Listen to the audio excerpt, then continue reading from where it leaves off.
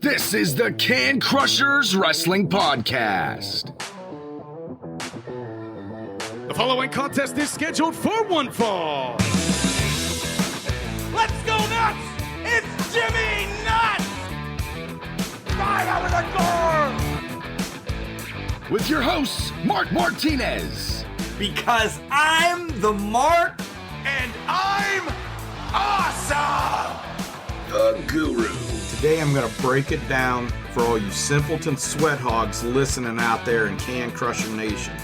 I don't mean to come out here week after week and toot my own horn, but toot. And the English Professor. It is I, the English professor from the County of Kings, speaking the English of the Queen. Hey, this is former WWE superstar Duke, the Dumpster Drosy, and you are listening to the Can Crushers Podcast. And thank you, ladies and gentlemen, for joining us once again here on Can Crushers Wrestling Podcast. I am your host, Mr.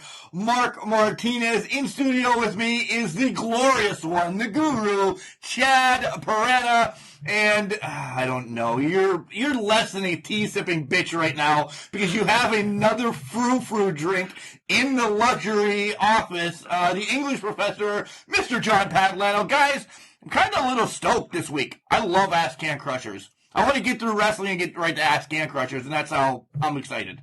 I can't wait to get to the questions, but it was an action-packed week. I thought all shows, for the most part, were very, very good, and they deserve some time, but the questions really deserve time. You Can Crushers listeners are the ones who deserve our time. Hey, if it wasn't for them, we wouldn't be here. Spot on. Chad's going to be in and out because in studio we have the Miami, who is ranked 17 against Louisville. And I said it right, it's Louisville, not Louisville. Louisville. 18. It's at halftime right now. It's not even halftime right now, but it's close. Chad's going to be watching most of this game because he's a freaking Hurricanes fan. Die hard. All right. Have always Enjoy. been. So he's going to be spotty. And I will confess I'll have one eye on the Yankees, who are roughing up the Red Sox. Mark, I'll say it again. Tell your cousin Becky the Yankees said was good. The Red Sox haven't beaten them yet this year. The Red Sox are worse than the Tigers, and that's not saying much. The Pirates are just putrid. They're not even a quad A team this year. They're bad. But no, they're terrible. I can't say much for my team. The Mets, I think, are about 80 games under 500 right now. Yeah, no shit. But there's too much talent on that team for them to be that bad. They still have a chance to make the playoffs, though. Somehow they're lingering. Well, we'll get to it. We'll get to it because we're a wrestling podcast. There's a spoiler that somebody actually wrote in. They know we love all sports.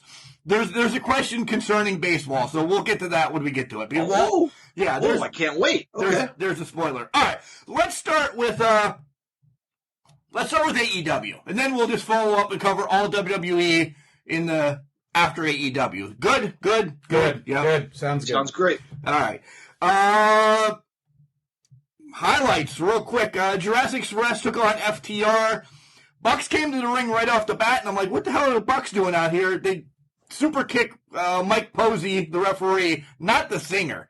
If it was the singer, I'd be all right with it. But this poor ref, they go backstage, they toss Tony Khan that looked like he was not even knowing that he was in an AEW show. And he's like, I guess I just got an extra $10,000, and they walk away. Isn't this the second time they've been fined? So the fine's usually double. That's what Jack Tunney did. They need to take. Yeah. They need to suspend them. They can go through sensitivity training. Sensitivity training with Dr. Loveless or something like that. Just bring Kane down there, and Kane and Daniel Bryan can do it for him. Wow, so many spoilers being tossed out already. Because that's actually a question as well. Sorry. No, you didn't even know that, but shit's just coming off our tongues saying like golden grams or golden butter. I don't know what the hell I'm saying. But, all right, so what'd you think of the FTR? So you think they're heel? They have to be. Sorry, go ahead. No, yeah. I think so too. They have to be. So what did you think of the Jurassic Express FTR match? Man, I'll give it to you right now.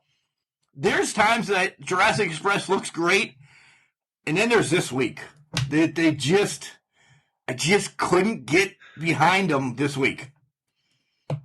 I agree. There are times where I like them. I think they're getting better.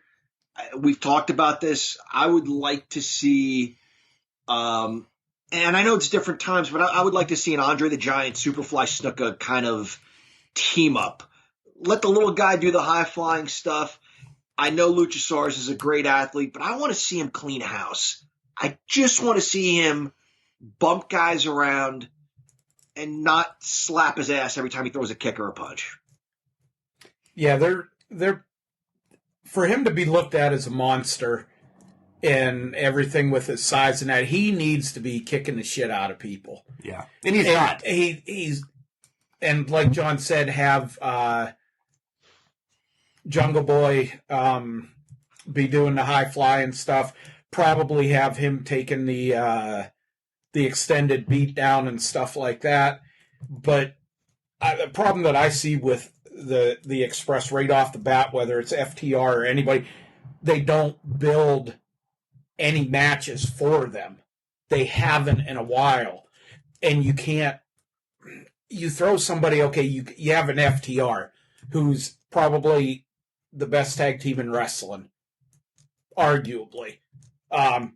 They can make anybody look good. They can make a serviceable match with anybody. But if you give them a little bit of time, have some singles matches with them and stuff like that, let them learn a little bit. This could have been a fucking barn burner. This could have been a match of the year candidate, and it's just I have beef with what the hell is his name? Tyrannosaurus Rex. What the hell is his name? Luchasaurus. Luchasaurus. Dino. Dino. Yeah, that's good too. I have a beef with him. Cool. You can fly. You can fly out of the ring. And it was great to see it the first time he did it, maybe even the second. He does it every match. It's a watered down move now because you know that same spot where he's flying on one side and Jungle Boy flies through the ropes on the other side. It's just, they've become, in my book, watered down now that you know that spot's coming. Everybody fucking does it. Absolutely agree. Yep. I'm surprised the refs aren't doing it. Well, we've I mean, honestly, everybody does it. Singles, tag team, everybody's fucking doing it. And it just ruins. There's nothing to look forward to. I'm not saying leave everything cool for the big guys to do, or the Flyers. The Flyers. I'm thinking even the more talented, longer, longer guys. You don't have to leave everything for those guys to do. But holy shit, it's like, okay, we're gonna see you watch a match. I bet you if we do a 2-week study, in every match there is going to be at least 5 to 7 dives outside every fucking match. Not going to disagree.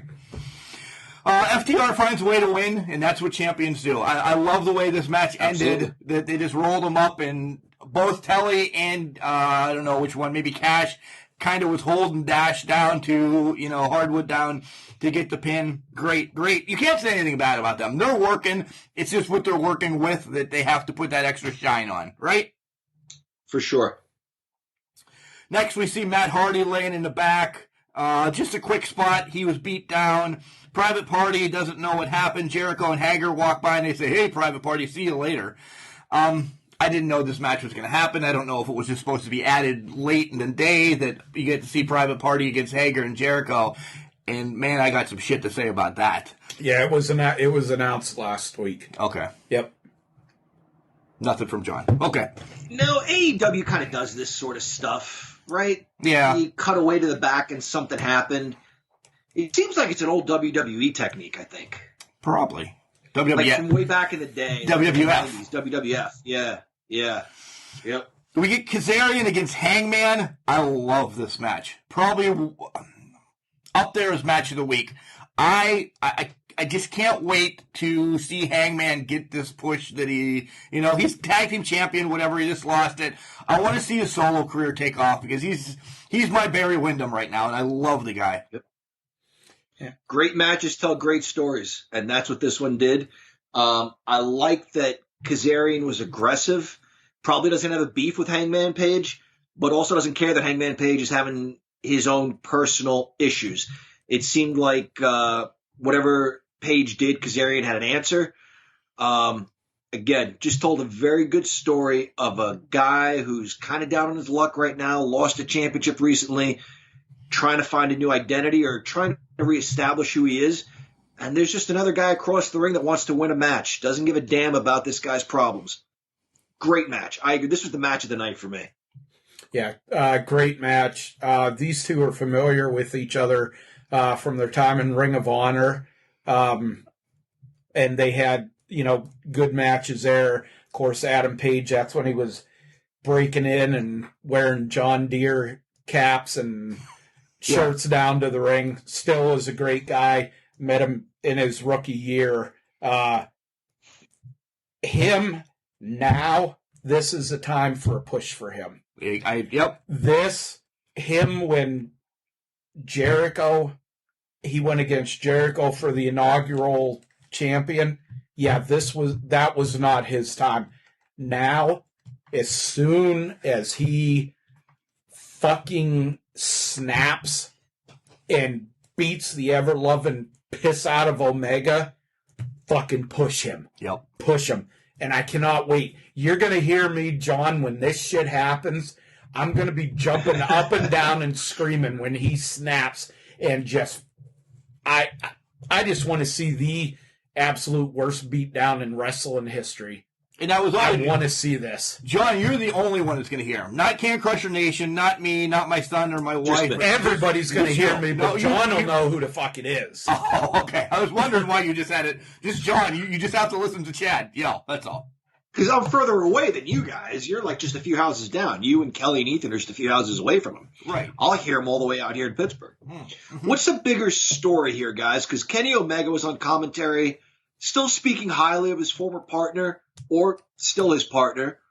What's going on with the Elite, with the Bucks and Omega and Hangman? Any idea what they're trying to do moving forward? Get rid of them. I think break it up. Yeah. I think it was right to have them come in. They're the faces of the company, but I think there's enough people now that they don't need to be the superpowers in AEW right now. They all need their own storylines. They all need to break away.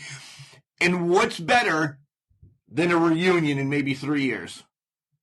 Then we don't see it coming. I mean, we always see it coming, but a nice reunion because somebody else comes in and says, "Hey, we're taking over the company."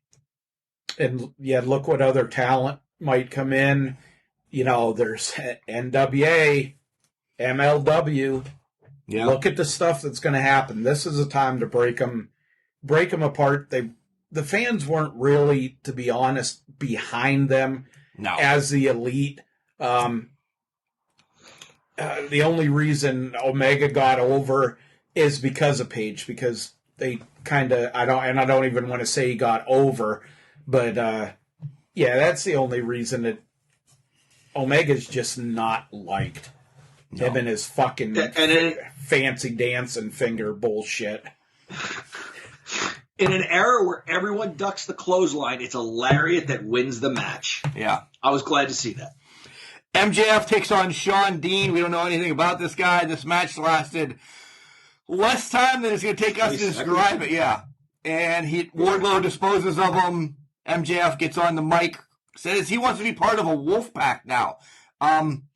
This isn't part of Can Crusher. I don't remember if this is actually thrown in there, but I'm going to ask it right now anyway.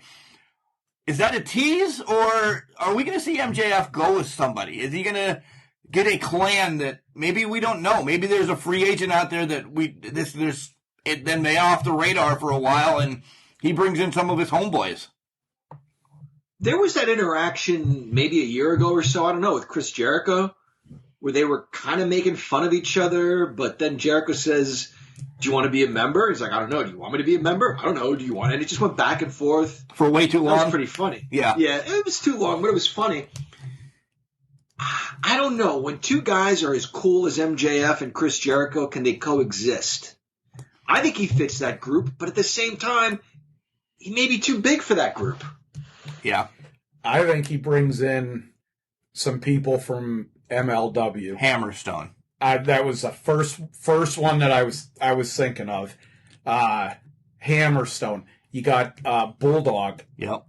I can't think. I know the whole dynasty is who you're thinking of. Yeah, that's what I'm thinking, and I think about the same time that he does this, or shortly afterwards, is when him and Wardlow split, because MJF, I would be willing to put money on this. He's going to say, I had to bring in other people because you can't do your job right, and Wardlow's going to be like, go F yourself. Go fuck yourself, and then it's going to be a beat down. Wardlow's an instant good guy. MJF gets his heat. MJF and Wardlow. Money. Yes. And because we love Wardlow. Eddie Kingston's out there. He's still listening to us, and he's still telling everybody he didn't lose the goddamn casino battle royale. So this is a storyline that's going forward, because you called it, John. Yeah. AEW is running with it because they still listen. Yep. I'm tired of this family fight already, though. Like, come on. Either somebody's got to leave, somebody's got to do something. But I do want to point out that sweet-ass jersey that he had on, the powder blue Royals, Bo Jackson. I have the other one.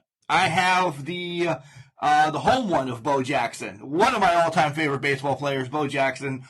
So, shout out to Eddie Kingston for wearing that. I should have worn mine Wednesday night as well.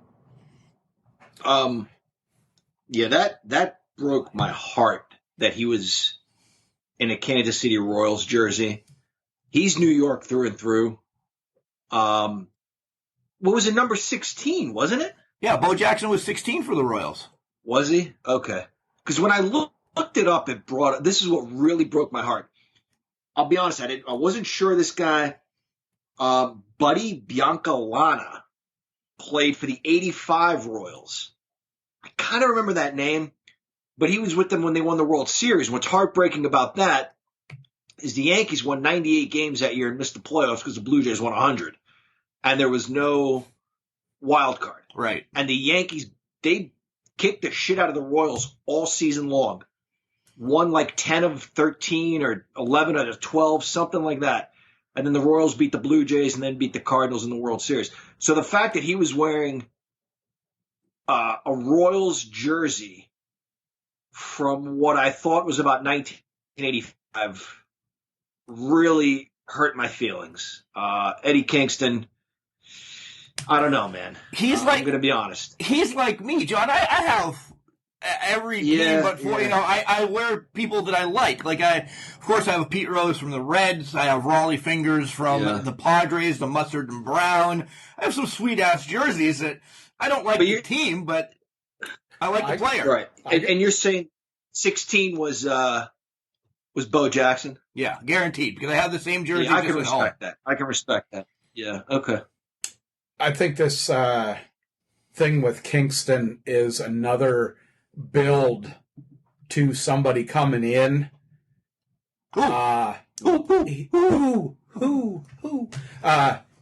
This is going to be lax.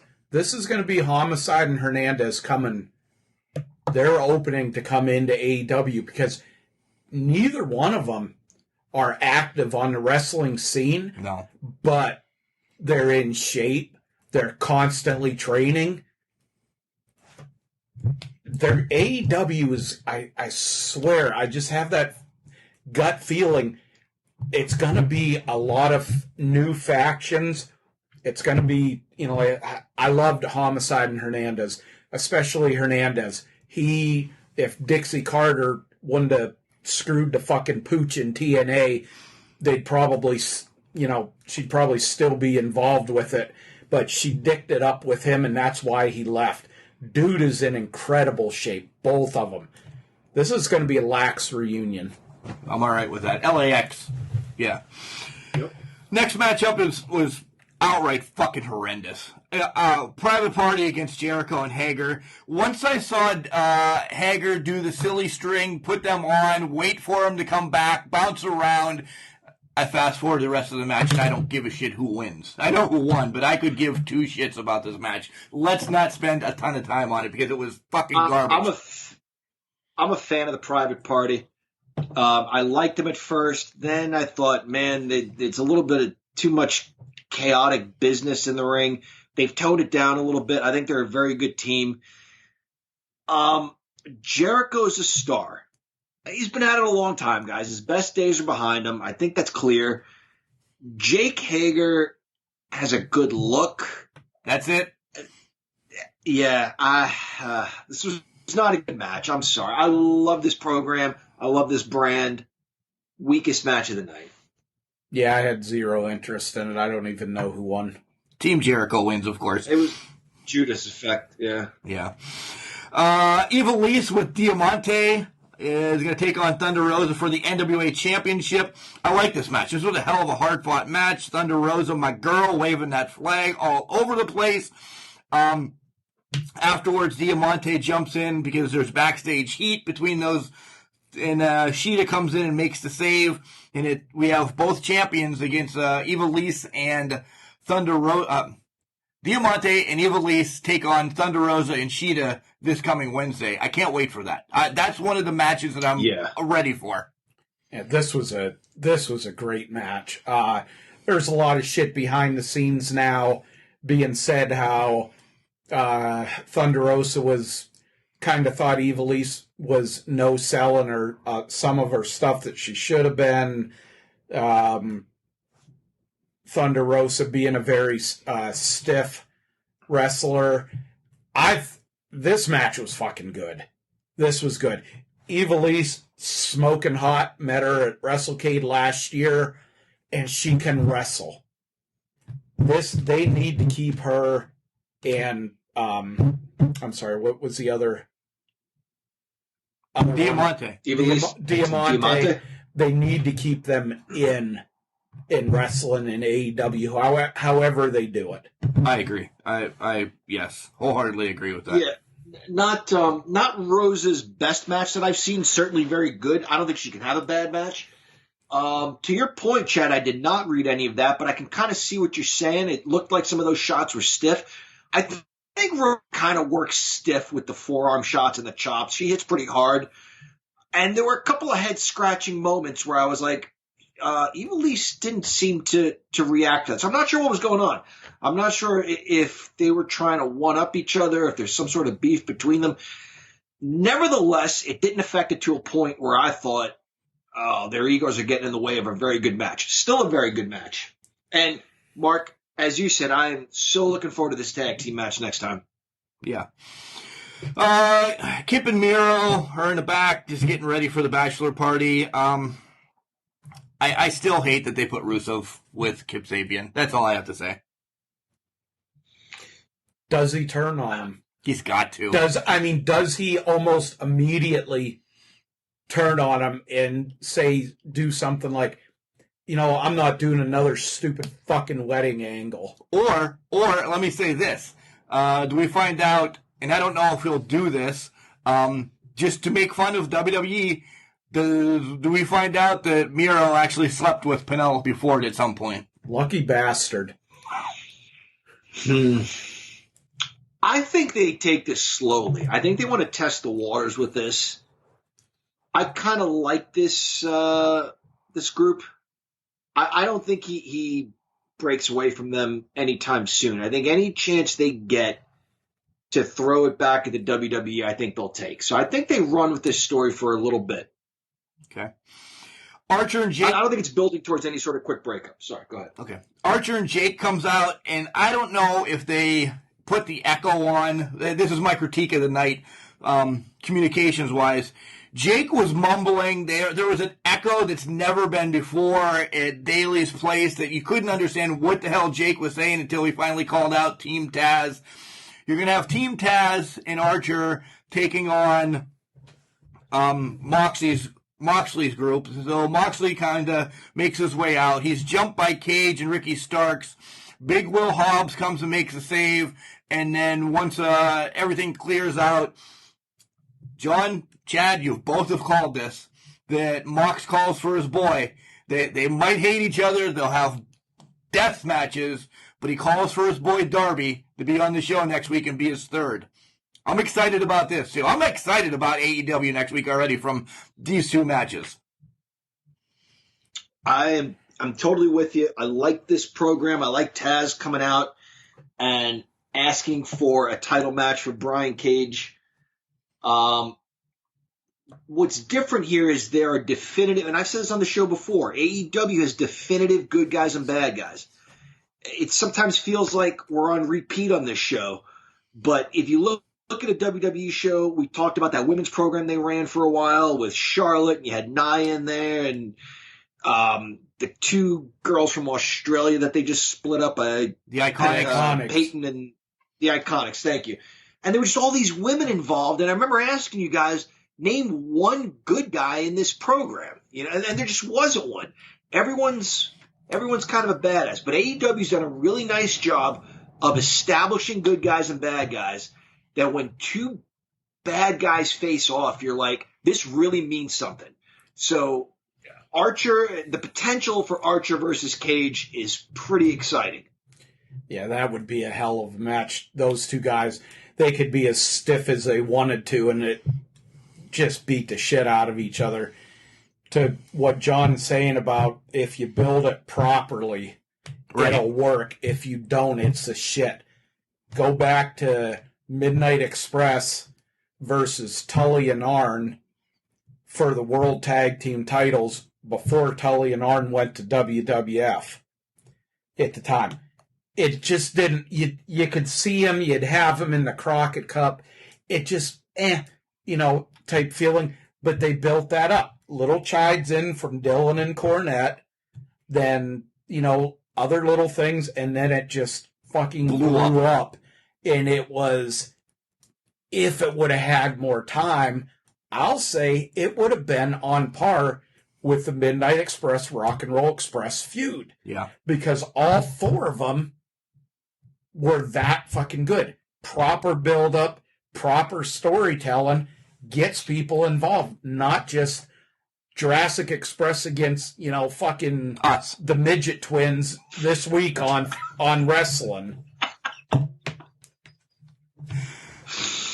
I agree. Match of the night for me, though, is this parking lot brawl. If you want to call it a match or whatever, before we get to it, it was Santana and Ortiz against the Best Friends. And 2 days later, I get a text from one of our guys that we like, a listener on the show, one of our best friends, Nick Galbo. And he says, quoting, the fucking parking lot brawl is what's bringing me back to wrestling. I effing love AEW. So I wrote back, I thought Trent was going to die. When they threw him through that windshield, I thought he was going to fucking die. He went through the windshield and then bashed his head off of the roof. Thank you. Thank you for beating the hell out of each other for our entertainment. This was unbelievable. I do have one question, though. Why the hell was Santana Ortiz dressed like Kiss? I don't understand why they had to be Gene Simmons and anybody else. Why were they dressed like Kiss? I don't know. One last thing. The Best Friends win, and you guys can talk about it. Sue gets a new van, and Sue lives in Pennsylvania. Did you see her license plate? She drove all the way down to Daly's place from Pennsylvania. Sue's a go-getter, literally. That had to be like a 24-hour trip. Yeah. Yeah. Wow. It's a long-ass haul. And she drove all the way down there to pick up the kids. The soccer game. Pick up, I guess. Where are they at in Florida? I think it's Jacksonville, Jacksonville, Minnesota, kind of like all of that little niche area or something, I think, right? Okay. I was thinking when I was stationed in Florida, Fort Walton Beach, Pensacola area, it took 15 hours to drive up here to Pennsylvania. So it took, in 88, it took us 24 hours to get to Fort Myers with my dad pretty much you're driving. around, we're like on the Panhandle, and you're the other way. It's a hell of a long way. Yeah. We had a Chevette that I slept in not the trunk, but the hatchbacks the whole way down. Not a You can do Chevette. that shit in the back windshield? Yeah, not a Chevette, a Cavalier, not the Chevette. I had the Chevette for the love of fuck, which was a great vehicle.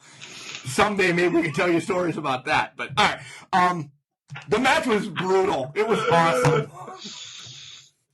Yeah, it was. My brother Dom's probably his favorite move was when Don Morocco, and I've said this on the show, would put the guy's neck under the bottom rope, get him in like a Boston Crab position, like with the feet tucked under the arms, and then fall back and slingshot him on the bottom rope, whoever his opponent may be. I think it was Ortiz who did that, maybe to Trent, I don't know, under the truck. Yeah. I mean, there are things you can do, and we don't know everything, and we know what we know, but we don't know everything. I suppose to not hurt yourself on a rope. But to do that under a truck, they did stuff to each other where you could say, Jim Ross could say, how do you learn to fall off a 20-foot ladder? You just can't phony your way through this stuff. Someone getting slammed on a windshield and just having shattered glass and their back bleeding, that's as real as it gets. This was brutal. Absolutely brutal. They're slamming each other on hoods, under hoods. This is the best street fight hoods. This is the best street fight I've ever seen, guys. This was amazing. Yeah, I'll agree. This kind of brings people back a little bit, and I'll say this was not expected from this match. No way. In any way, shape, or form. Figured it was going to be cheesy, probably along the lines of the Money in the Bank, Piper, Gold Dust, edited one from years ago. This one really fucking surprised a lot of people.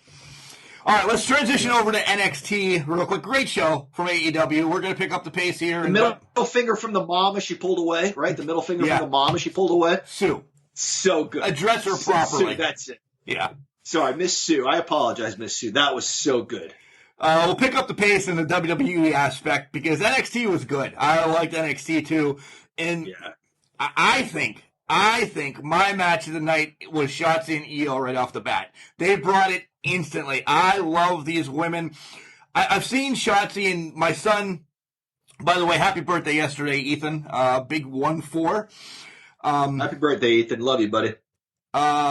We've seen Shotzi in Rise and in Shimmer, and she made a couple appearances as IWC, and I've always been a Shotzi fan. She was on a different fucking level Wednesday night. She got the loss, but essentially she gets the win because she looks so goddamn good. Yeah. Commentary helped this match a lot, too, because Beth Phoenix and the others were saying she's not just here to have a good match. She really feels like this is her time. She wrestled that match like she didn't care who her opponent was, and this was her time to shine. Both women were brilliant in this match. Got nothing else to say. You guys pretty much hit the head. I'll let you go first next time, Jeff. No, that's good. All right, well, then this match is going to be easy. Desmond Troy, who just had a name change from something last week to this week and whatever, because he can't use his real name in WWE anymore. Fucking whatever they're doing with real names there anymore. Takes on Ciampa, and Ciampa just destroys him. You see Jake Atlas comes out and says, next week I'm going to beat your ass. I like that Ciampa's destroying people, and he's going to always be around the title hunt because he's Ciampa, but I like that they're not throwing him right back into it since he came back. Make him not earn his way because respect he deserves. He's the Randy Orton. Randy Orton could walk in any time and say, I want a title shot. Okay, yep, cool. Ciampa's the same way in NXT. If you build him properly, let him go through people, let him destroy people, whether they're, every level of talent. When it comes time, it's going to be like the belt's on him. Who the hell's going to beat him? Right. He's invincible. Who's going to beat him? What better way to bring in a babyface, an underdog babyface? Again, flashback to the NWA, the Russians having the tag titles, fucking beating everybody. Fantastics, Road Warriors, Rhodes and Magnum, beating everybody. And the underdog Rock and Roll Express come in on their first televised match and beat them. Instant greatness. That's what they're doing. I like the twist here. When someone is injured and out for a while, it creates sympathy, whether they're a good guy or a bad guy. We've talked about this on the show before. His injury was sickening. As soon as it happened, Mark, you and I were talking to each other. He's out. He's done. They show him in the hospital with a neck brace, immobilized, his daughter lying on his chest. It creates sympathy. So you think this guy's coming back and he's going to be, a good guy. He's got sympathy working for him. And it's like he used that downtime to just build up rage and hatred and couldn't wait to take it out on everybody when he got back. So that's a really good twist. That's the kind of thing that draws fans in. Then we had a lot of bullshit. Drake was walking in. He doesn't know if Killian's going to be his partner. Blah, blah, blah, blah, blah. Nothing there. The Balor interview was okay. I don't think I've seen better stuff from Balor. Yeah. Okay, good. Yep. Chad's watching. Yeah. Austin Theory against Kushida. A bunch of tussling, really. I don't really want to say it was a good match. It wasn't anything to go, yeah. I like Kushida's new kind of attitude. Yeah, nice match. I think Theory took the microphone before the match, right? Who did he call out? Bronson Reed? Yeah. Am I correct? Yep. I think that was the point of that. Call somebody out, have a decent match, win, and move on to your next thing, your next angle, whatever you want to call it. Match was okay, capable guys, but I don't think the main point of this was to have a 5-star match. It was to maybe give Austin Theory a little bit of a push, probably against Bronson Reed, because that's who he called out. Yeah, good way to promote Kushida after his stuff before. He, wasn't really taken seriously, and he's got, like John just talked about, he's got the build-up, I'm sick of this bullshit anger, and he's just beating the shit out of people. To hell with the technical side. He can be technical. Now he's just beating the shit out of people. That's what I like. We're back into Gargano house and Candice and Johnny. Johnny's still pissed off about his TV. He orders a new TV. Essentially, it's just telling us that next week there's going to be a women's battle royal to find out who the number one contender is. Spoiler, guys. I bet you it comes down to Candice and Tegan as the final two, and maybe we get the old both go over the top rope at the same time, and we get a match out of this before we find out who fights Io later on. Or it comes down to Tegan and somebody else. She maybe eliminates Candice somehow, and it doesn't sit well with Candice, and then she does something to create an elimination of Tegan. Tegan and Candice LeRae, Johnny Boy tries to interfere and help his wife and costs her the match. Ooh. 3 different opinions. Of course, we don't ever agree, but yeah. Possibilities. Breezango against Imperium for the titles. There was a lot of action in this match. It became spotty for me. It really did. It was too spotty for my liking. Breezango keep the titles, which, whatever, I'm all right with. I think you're going to see Imperium probably knocking at the door of a main roster soon. Not as good as their first match, still very good. I'm a big fan of Breezango. They were a joke for a long time with the detectives trying to figure out who's wearing what. So dumb. Probably, I said this before, would not have been as dumb had you built them up in the ring. We could take the silly if you give us the in-ring stuff. These guys are really good. one thing I want to point out about this match, kudos to all four guys. No one kicked out of a pin if the pin was supposed to be broken up by their partner. They trusted their partner to break up the pin. If you go back and watch that, nobody ever kicked out of a pin. They trusted their partner to be there to break it up. I didn't pay attention. Superb match. And it got me emotionally involved. I didn't want Breezango to lose the belts already. That's a good catch on that. Breezango, I'm kind of in the middle because of the stupid shit that they had him do before, so I'm kind of in the middle at him, but it was a good match. We have a women's tag team match. Catalazaro and Carter take on Xia Li and Jesse Camila.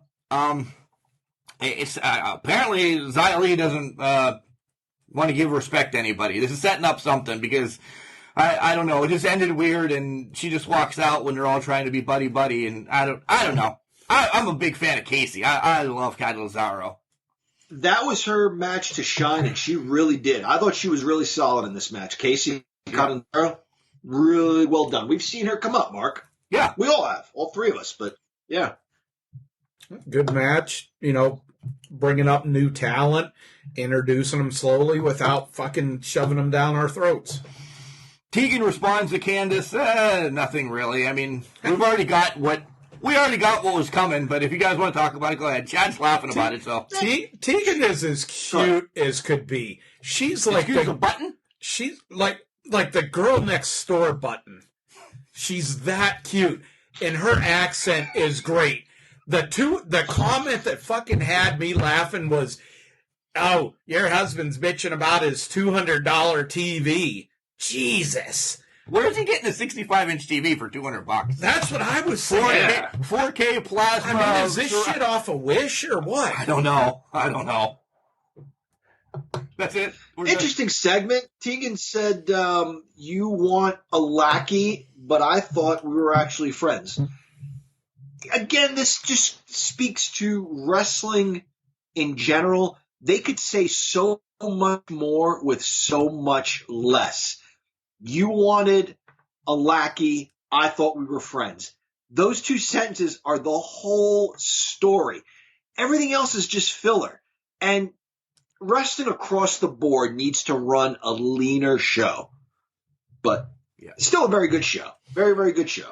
All right, we're getting long in the front, so I'm really going to say this now. We have to pick up. Era against Killian Dane and Drake, I could give two shits about. I don't care. No. Yep. Next. They made, what the hell's his name? Regal said you have to go out there, I guess. I was unclear. I was unclear. Drake Maverick is very good. I'm glad he gets a chance to shine. What can you say about Undisputed Era? They're awesome, but I wasn't in this match. And then Ciampa beats up Atlas. You see Kyle O'Reilly kind of breaks it up. O'Reilly's going to be the good guy. The Undisputed Era more or less is going to be over with. We talked about that. But let's get to Priest against Thatcher. This was a great match. I liked it. Excellent. Thatcher's the kind of guy that can just keep losing and never lose steam. He can get pinned cleanly like he did by Damian Priest and come out next week and talk about what a badass he is. I really like this guy. I was rooting for him, despite the fact that his opponent is your cousin, Mark. Right. He's from my old hometown, so there was a connection there for both of us. I was still pulling for Thatcher. I love Thatcher's character, and he's very good in the ring. This is a theme of building guys up even though they're losing, letting them keep their stuff. Is Thatcher going to be another one that's going to, snap at some point down the line? Maybe have a rookie training thing or something, and Thatcher just snaps and beats the shit out of him, does the Bob Holly thing on a trainee, where he beats the hell out of him. Matt Capoletti, remember that with Tough Enough, where Holly beat the fucking shit out of him. Oh, I was just breaking him into the business. Shout out to Matt Capoletti, still recovering brain. Oh, he passed. He passed. Yeah, he passed. I thought he had recovered. He passed. He passed probably 3 years ago now. Yeah. Oh, Jesus. I'm thinking of somebody else. My Yeah. apologies on that. Yeah. He, knowing OVW, after he did that, he went and he was a big, trainer and everything in OVW. We had some of the guys from OVW on and just talk praises about Matt Capitelli, and he was just, I'm saying this probably not perfectly, but there's a shrine in Davis Arena. You walk in and you just feel Matt there.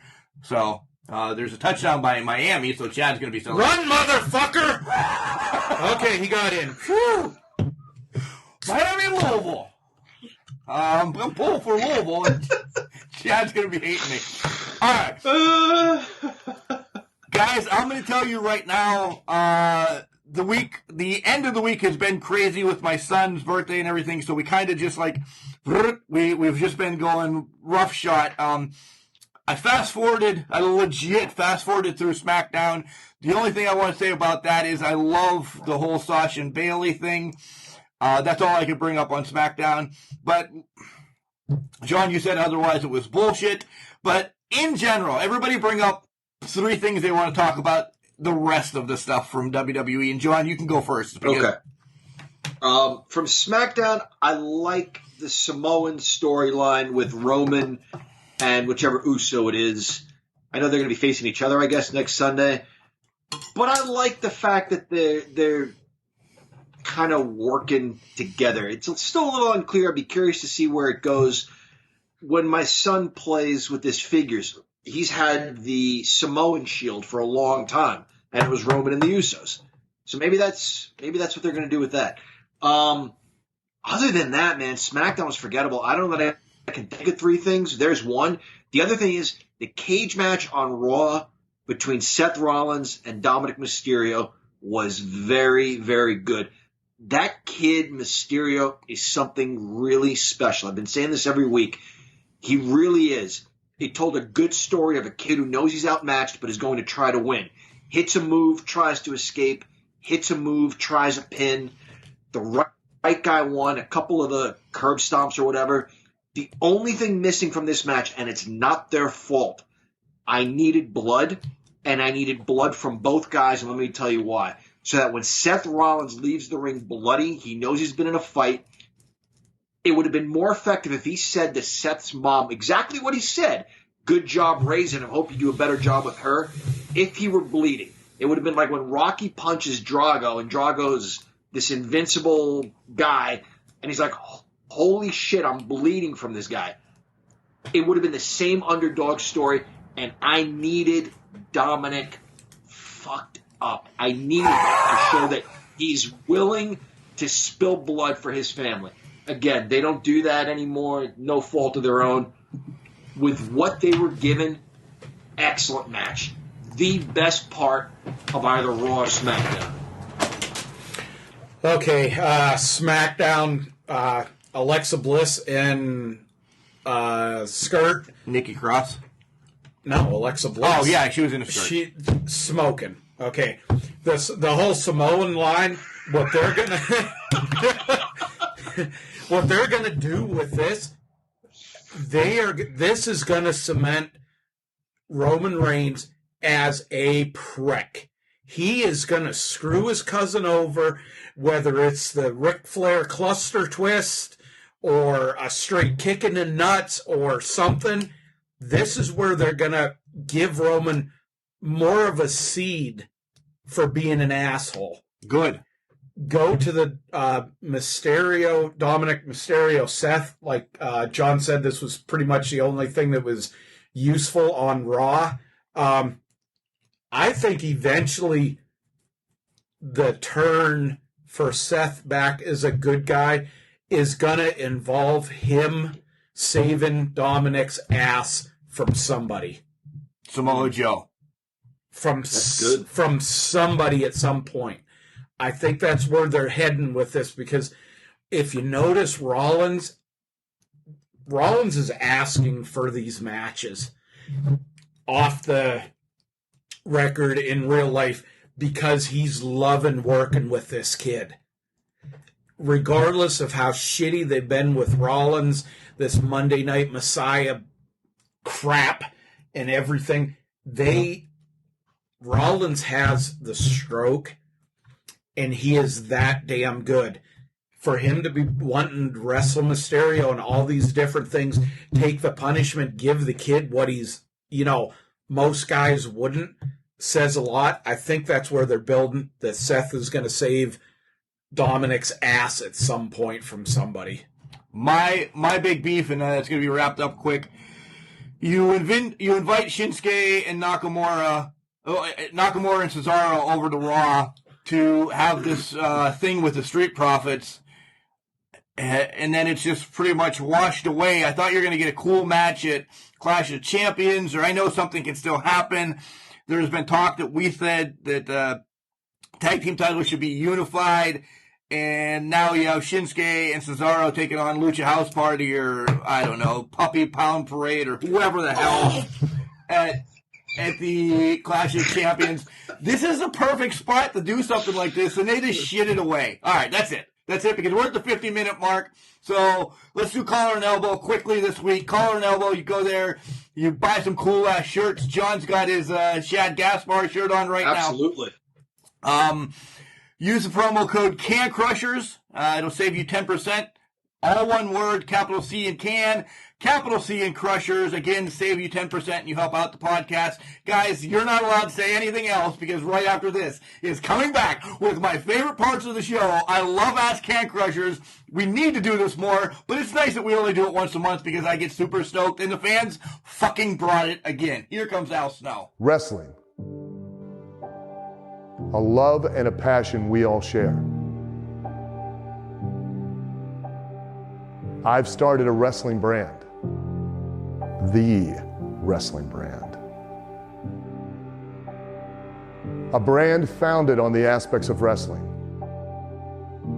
Two entities working together to create a product that connect emotionally for people everywhere. Collar and Elbow is the brand.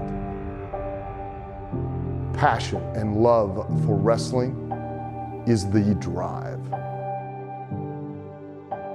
I am Al Snow, and this is Collar and Elbow, the wrestling brand. Tune in for a tune-up. You're listening to Can Crushers with Amber Nova. And welcome back to Can Crushers. It's I, the English professor, joined by the glorious guru Chad Piranha, as well as your host, Mark Martinez. And Mark, this is your favorite part of our show. It's mine as well, and I'm sure it's Chad's. It is Ask Can Crushers. And we've got a good 15 to 20 questions in the hopper that we're going to hear from our listeners. Yeah, but before we get to that, why the hell are you dressed like Billy Ruxpin from the STDs? You look... How am I dressed like? I'm wearing my Shad Gaspar t-shirt. And look at the pants that you have on. You look ridiculous. I mean, people cannot see them. People cannot see them, but I just want to... showing you. I know, your crotch. Thanks. They're white. They're blue with white striped jammy bottoms. What the hell's the big deal? It's 10 o'clock at night. No, it's not. It's Sunday morning. Well, all right. Right. At shoot time, it's 10:15. Okay, Billy. Yeah, I didn't write that. Somebody else just wrote that down and I had to read it. All right, it's time for Ask Can Crushers. My wife is going to come down and fucking punch me in the face because I'm screaming right now. All right, I'm just going to do them in order as I have them written down. This one comes in from Jake from Binghamton, New York. State Farm? Jake Nice. from State Farm. Hall of Fame. Well, Binghamton. That's in Cooperstown. Baseball. Cooperstown. Binghamton's another. That's right. Okay, the Mets play it, the minor league team. They're like neighboring towns. Nevertheless, go ahead, Jake. They're called the Rumble Ponies now, but nonetheless. We went there. Great stadium. All right, we went to see Tim Tebow was there. Oh, we went there too. I went, me and my family. All right, whatever. A while back, you guys picked your favorite wrestling songs. Most of them were old school. Can you each give us 3 current talent songs that you like? 3 current talent songs. Okay, who wants to go first? I will. I will go. I love Judas. I love the sing along. I'm all about it.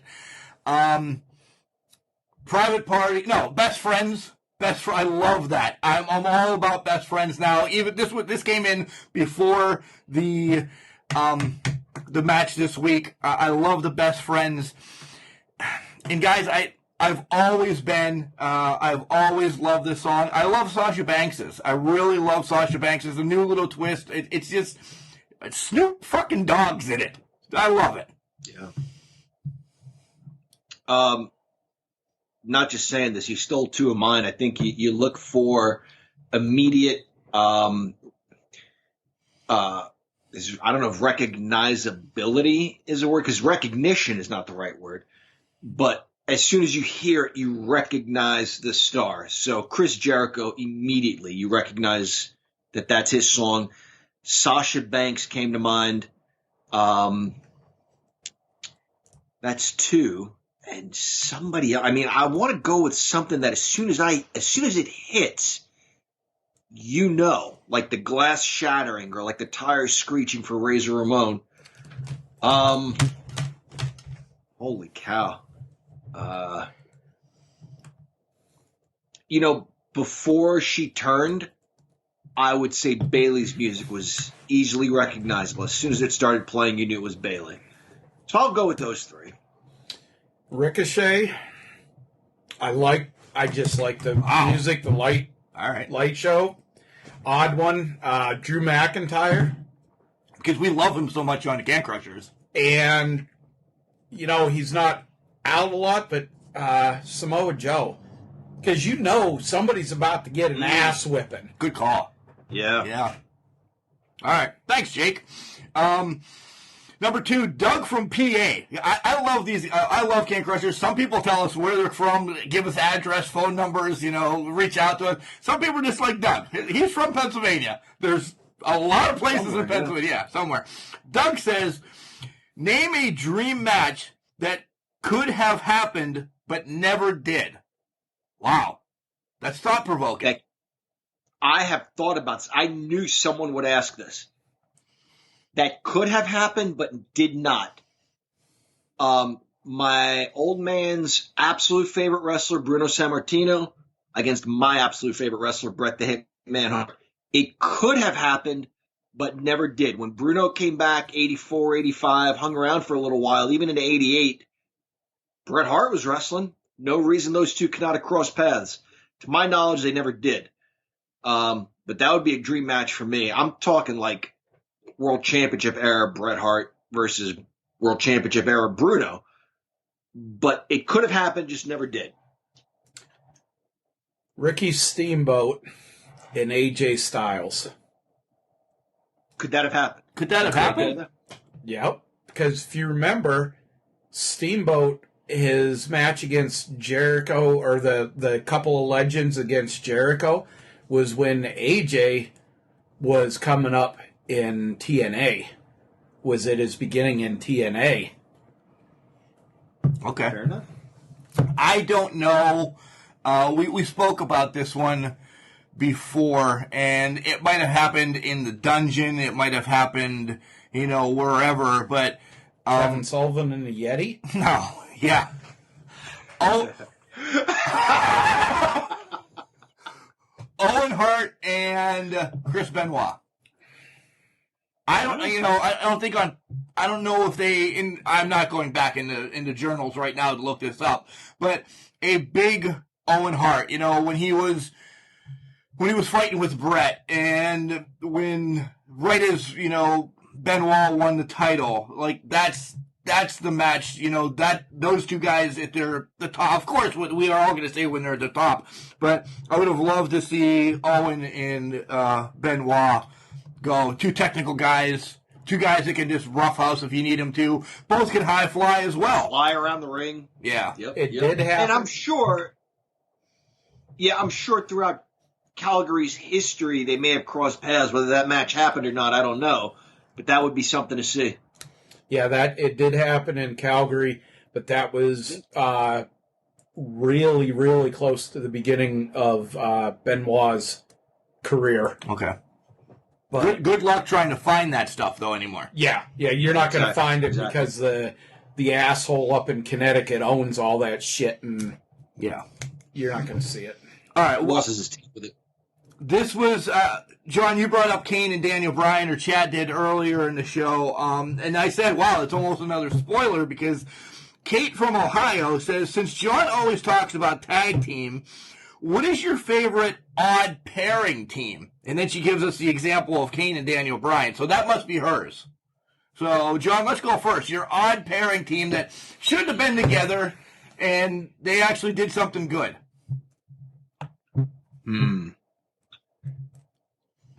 Interesting. The Rock and Sock Connection come to mind. They were fun. But I'm not going to go with that. I'm going to go with Steve Austin and Shawn Michaels when they were both feuding with the Hart family. They actually beat him for the belts. And they were feuding with each other. What makes this interesting is they wrestled at King of the Ring the one year. Must have been, my guess is 97. The very first time, at least in WWF history, maybe wrestling history, the tag team champions fought each other. Austin versus Michaels. That was a fun time. 97 was a fun time for the WWF. So I'll go with Austin and Michaels, odd pairing that had success. Before you jump in, John mentioned mine. I loved the mic work of the Rock and Sock Connection, so there's mine. I couldn't have given a shit if they won, they lost, or anything. Two different styles, so that, mine's simple and easy. I love those guys. I'm going to go way back with this one and immediately come to mind.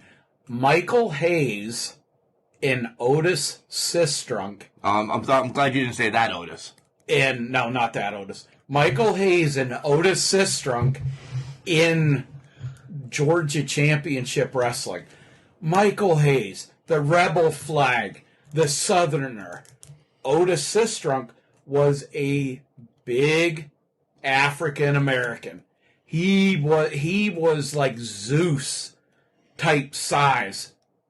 Just like, what in the fuck are those two teaming? But they were actually pretty good. Essentially, I wanted to say, go ahead. Go ahead. No, go ahead. Well, you mentioned Georgia, Chad. There were some interesting team-ups. There was a point where Michael Hayes was feuding with Terry Gordy. You know probably more about this. I'm sure you know more about this than I do. But weren't Gordy and the Superfly a team? Or Superfly was teaming with one of those guys against like the other Freebird and maybe the guy you just mentioned. I really would have to go back and research that. But there was a point where Gordy and Hayes were on opposing teams there for a while, 81, 82 in Georgia. But there were some interesting makeshift teams in that area at the time. Yeah, they were, Southern Gordy and Snuka. It's funny you bring it up, John, because there was just something come across one of my feeds the other day. They were like the Southern Tag Team Champions. Right. The belts were like, They looked like a cowboy belt. They were so small. Yeah. Oh, they almost made out of aluminum foil too. Yeah, and it looked bad. I mean, you see the old NWA title, which was like maybe 4 inches high by 3 inches wide, and it looked like something you'd put through your pants to hold them up type deal. That's what these titles were. And Gordy with Snuka in these matches is what led to Gordy coming into the Freebirds because Buddy Roberts and Michael Hayes liked his work so much, and they brought him in as a big guy that could work. Great stuff, Chad. Good question, Kate. This is my follow-up question from that. I told you guys I didn't have one, but of course, I see the questions. Kind of the same thing. What was your favorite tag team when you guys would play WWF Superstars? Mine was Perfect and the $1 Million Man. I love that team. The old arcade game and everything. So, who'd you go with when you played? John, I know you played that. We played the game fucking hours on end. We'd drive to the Du Bois Mall to play it and spend tons of money. I love Perfect and DiBiase together. Close. I won the tag team championship with Mr. Perfect and Jake the Snake. That was my second. Yeah. God, I'm having trouble remembering this game, but I'm thinking, I know, Bret Hart and Perfect? I don't know if Hart wasn't on there. Yeah. Hart was. I honestly can't remember this game enough. Yeah. It was a Royal Rumble. You could either do a tag team tournament or a Royal Rumble, and you had Demolition of Smash and Crush, the $1 Million Man, Earthquake, Mr. Perfect, Hogan, and Sergeant Slaughter. Then you had Hogan, Warrior, the Boss Man, Jake the Snake, and the Road Warriors. Those are the 12 guys in the game. I'm gonna have to pull a brain fart on this one. Wow, he stumped the guru. He stumped me on this one. I would have to look at clips of the game to remember this one. This is one of those games, again, pushing Retromania is coming out soon. They just don't want to hurry the game. A little promo for them. They need to fucking hurry up, though. I've had a pre-order now for 6 months, and I'm getting pissed off. Nonetheless, this is where it's come back from, and I lost train of thought because Drinky McDrinkson over there just blew my mind with whatever he's doing. I don't know. You can get it on these systems that can come with like 9,000 trillion games.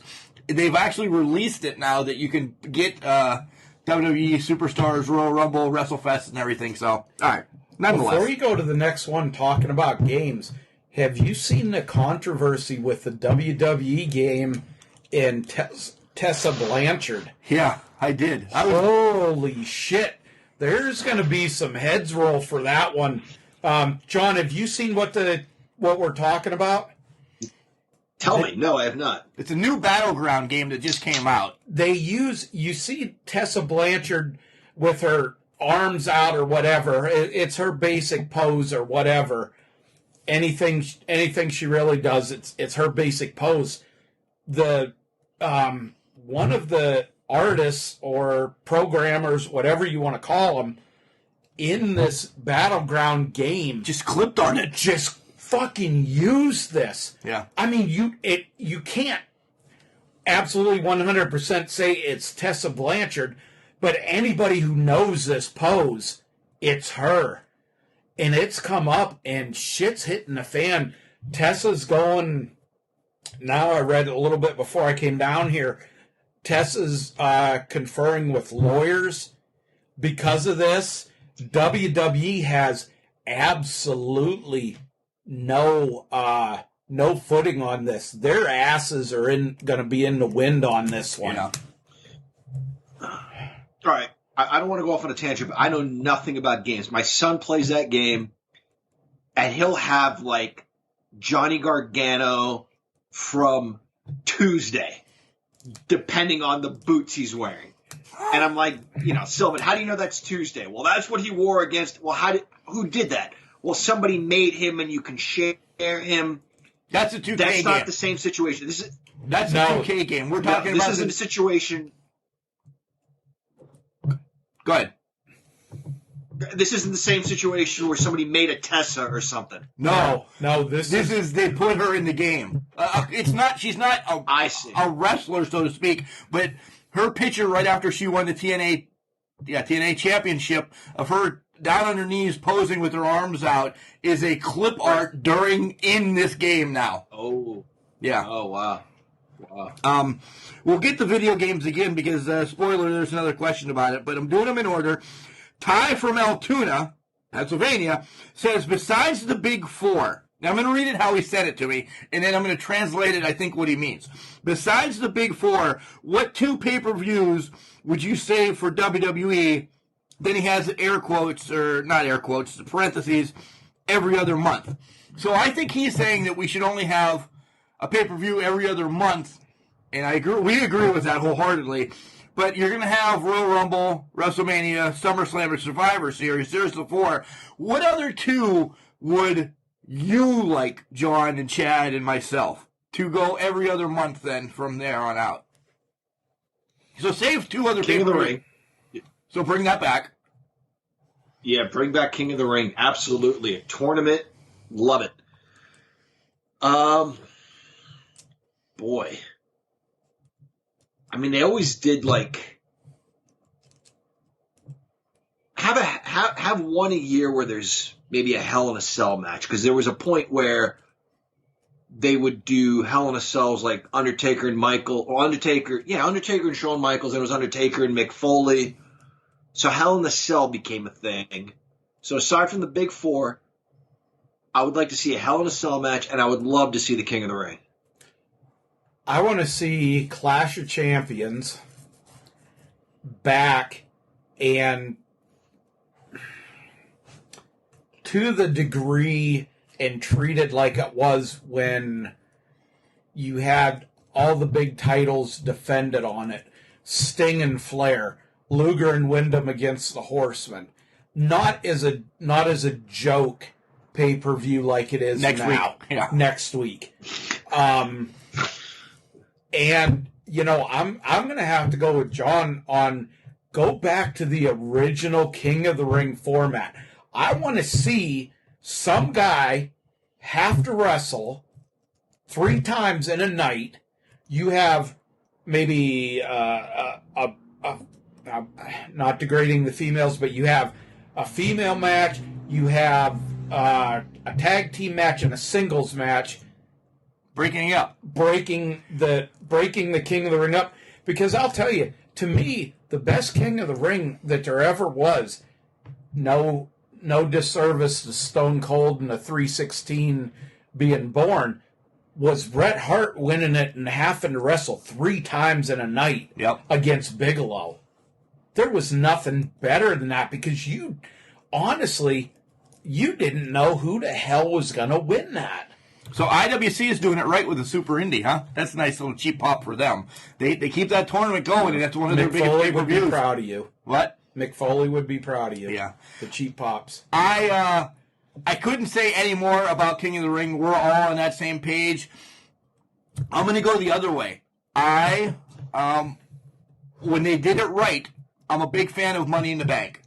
Not this year, probably not the last couple of years, but I like that ladder. Because I go back to Shawn and Razor. It was for the title, but I mean, this briefcase, I like the intrigue of the briefcase. IWC, the reset button, AEW, the ring they kind of, that MJF has. I like that intrigue that at any time in the year, it throws it off. Do we believe Otis is going to win or do anything with that? Fuck no. But, so I like, we're going to bring back the King of the Ring. We're going to get that going. We'll have to fight it out because you guys both like the Hell in a Cell or Clash of Champions, and Money in the Bank. So there you go. That was from Ty in Altoona. Thanks, Ty. This one comes from Mike from PA. If you were to start a promotion today, what city would be your headquarters? This threw me off guard. I'm like, all right, we kind of did this one already, Mike, but then I read the rest of it. Where are we sending this? Which city would be the headquarters? John, I'm gonna jump in here real quick. This is easy for me. Atlanta. Absolutely, Atlanta. If you wanted to throw a second one out there, Atlanta or Charlotte. Okay. I'm going next. Yeah. I would say what little business sense I have would say somewhere in Florida. The nostalgic part of me would say Dallas. Dallas isn't in Florida, you idiot. Well, I know. I'm saying that the business sense and the little business sense. Oh. Because Dusty Rhodes always talked about Florida and the fans there and how much they loved wrestling. But I think the fans in Dallas were something special too, and they loved wrestling. I don't know if they're as passionate in Dallas as no one's as passionate as they once were. In my opinion, I just don't think they were. They are. But are they as passionate in Dallas as they are in Florida now, with like AEW emanating from there? Chad mentioned Atlanta.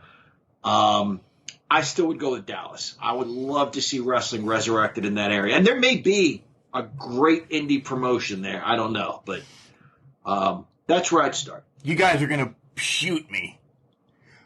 Always a big fan. You guys should both know where I'm going to go with this. St. Paul or Minnesota? Man, I knew it. Or Minneapolis. I was going to say Minnesota. Swear to you. Yeah. Bosch, Yep. Bulldog. I knew it. What? Bosch, Paul Bosch. Yeah. The Bulldog Bob Brown, the Sheik. Yep. I will wave that AWA floor when it was good. Not the last 2 years. It was horrible. When that AWA was good, I would run with anybody. I've had a few drinks. Mark, can I be perfectly honest with the listeners? Do you remember during COVID? We're still part of COVID. We're still in it. But I mean, like, when the 3 or 4 months where I was home and I'm texting you and emailing you and Facebook messaging you all the matches I'm having.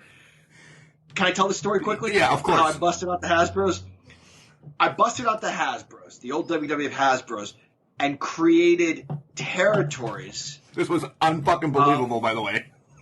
Yeah, and I did it as long as we were on COVID. I played with my figures and crowned champions in different territories, and Mark's favorite territory was Minnesota. So, I have the Berserker figure, but he was Nord the Barbarian, and I had the Road Warriors there. And I think I had Perfect. Crush. Well, yeah, Mr. Perfect was there. What the hell? Smash with the mask on. Repo Man. But he wasn't Repo Man. I used him as Crusher Khrushchev or something. And I sent Mark all the territories. He's like, I love Minnesota. It's my favorite. And it was a good territory, Mark. It was. I told you. There's something. I don't know if I should. No, I'm not moving to Minnesota. It snows there probably 24 months out of the year. And it was cool when I went there. But it's 55 in this house right now, or 60 or something like that. And I'm fucking freezing. John, you were one that couldn't do cold for the longest time. It is caught up.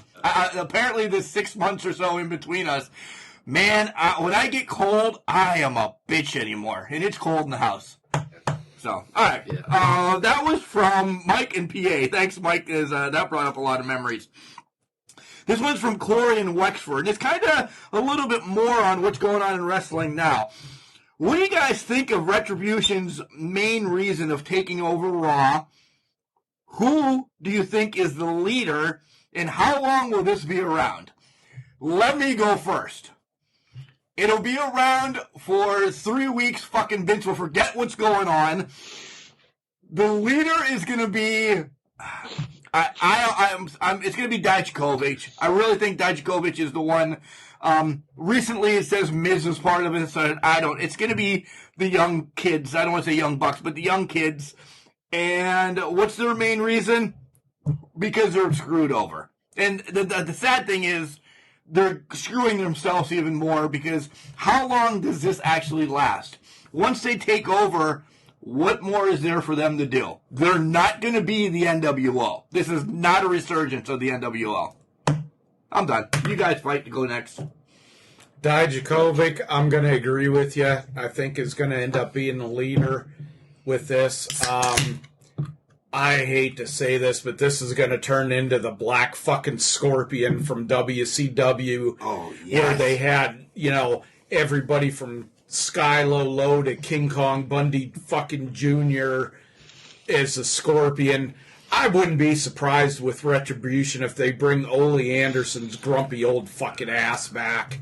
How long do you think it's going to be around, though? Hopefully longer, no longer than it takes for me to take a good piss. All right. I first was in Wexford, so hey, what's up? I'm in Pittsburgh. I hate to just dodge this question. I don't believe any of this when I see it. WWE programming, for the most part, is so hokey and campy and kid-friendly that I cannot begin to believe an invasion angle. You guys with me on that? Or? Yeah. Absolutely. Yeah. I don't buy it. I don't even care. So if you ask me who's behind it, I'm not even that into it to even make an educated guess. It's funny you mentioned the Black Scorpion, Chad. They look like a bunch of Black Scorpions.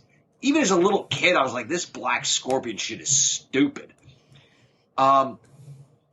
I'm just not into this angle. I don't believe for a second. It does not have the believability of the NWO. It doesn't have the believability of Lex Luger being a SummerSlam on Sunday night and Nitro on Monday night. It just doesn't have any believability for me. I'm sorry. I don't know who's behind it. More importantly, I don't care who's behind it.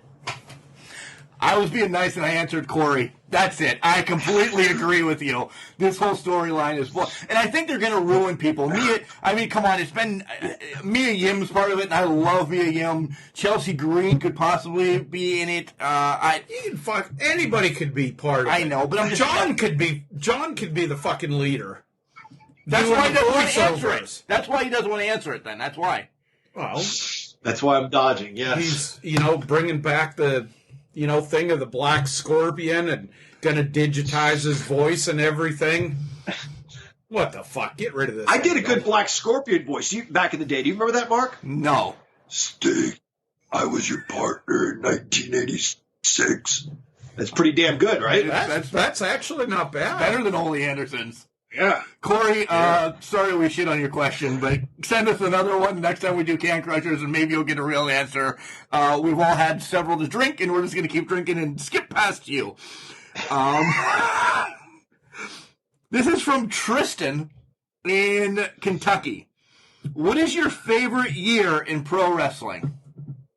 Oh. Right, yeah. Wow. That's unbelievable. Yeah. All right. Let me narrow it down. 85 was awesome.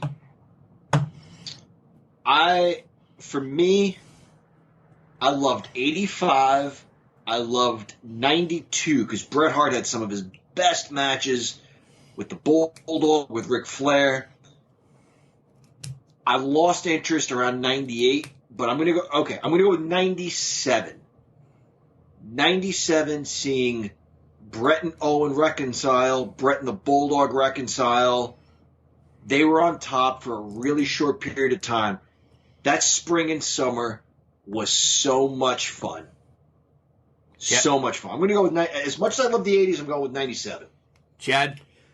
I had to look this up, to be honest with you. I wanted to make sure I had the date right. I'm going to go with 86 because that's when I really was introduced to the Rock and Roll Express and beating the Russians. To me, that and the Midnight Express coming in, that to me was golden. You had the UWF was, fucking strong then. WWF wasn't as bad as it was. To me, it was 86. Are you talking Watts UWF? I'm sorry, Mark. Yes. Yeah. Okay, I thought so. Okay. I'm going to get hate. Tristan, don't hate me. You guys know that I can't remember shit. Literally can't remember shit. So I'm going to give you the PC answer. I've been a wrestling fan my whole life. I really have. If I could I can't pinpoint a year because I don't remember. I don't remember if I was 5 or 6 or whatever.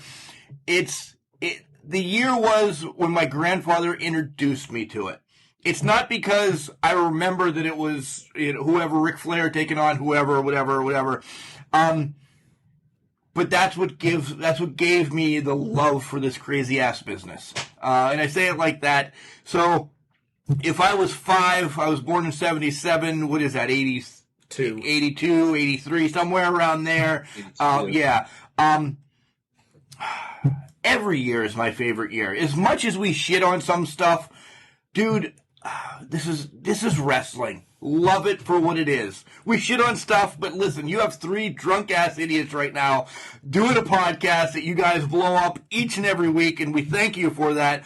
I love wrestling. So every year is my favorite year. It's a different year each year. That's great. No, that's well said. Nothing wrong with that answer. So, Tristan, thanks for that. Those 2 jabronis gave you the good answer, and I gave you the PC.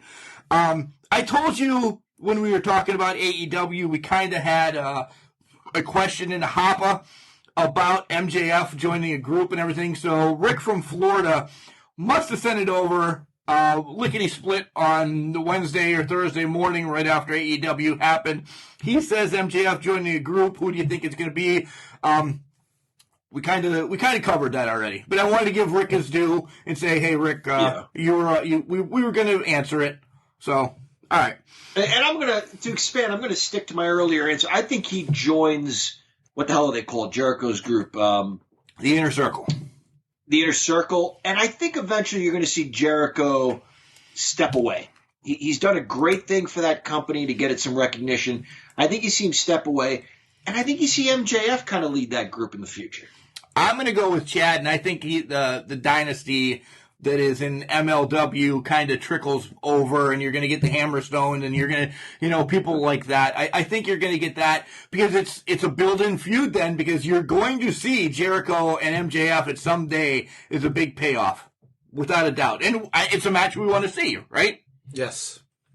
All right. So I'll throw my question out there. All right, well, we're going to go with the gurus, and then we'll come back to the real Ask Can Crusher questions. So go ahead. Well, this is a good one. I think you guys will enjoy this. If you could take 3 events, not like SummerSlam, WrestleMania, whatever. If you could take 3 events out of wrestling history, what would you take out, and shortly, why? So I want to expand on this. Is it a match? Is it an outcome? Is it anything wrestling related? If you could take them out of wrestling history, why would you choose those events? All right. I have 2 at the top of my head, real quick. So do you mind if I go first, John? Go ahead. All right. Of course, you guys know Owen's death. Take that out. Eddie Guerrero's death. Take that out. I don't think I need explanations for either one of those. Right. The third one, it's just like naming our Mount Rushmore. The first 2 always come lickety-split, boom. I'm going to be generic. I'm going to be extremely generic with the third one. I'm going to take fucking COVID out, is what I'm going to do, because essentially it's shit on wrestling. Some companies has excelled. We've seen the NWA, which we'll talk about later in the show, what they're kind of doing now. I think that hurt them. I mean, all the indies kind of got shit on a little bit. So, yeah. Owen, Eddie's passing, and then COVID. So when you originally asked this, Chad, I thought you meant which 3 would I take out to show a non-fan and say this is why we love this. But you mean kind of which 3 things do you wish never would have happened? Yeah. Okay. I am going with Montreal because I think Brett and Sean had great matches. They could have had so many. They've said they could have had so many great matches if their egos would not have gotten in the way. Think about that 1.5-year gap and what they could have been doing during that time. Wish Montreal would not have happened. I wish, to an extent, Flair would have worked something out with Jim Herd. Eventually, I would like to have seen him in the WWF, but I wish he would have worked something out with Jim Herd, because that Luger-Wyndham match thrown together at the end, as good as Wyndham is, was kind of garbage. And it was not the Luger Flair that we were promised. And a third one, boy, holy cow. I hope your editing skills are really good here, Mark. There's going to be a lot of dead air. A third third event that I wish would not have happened.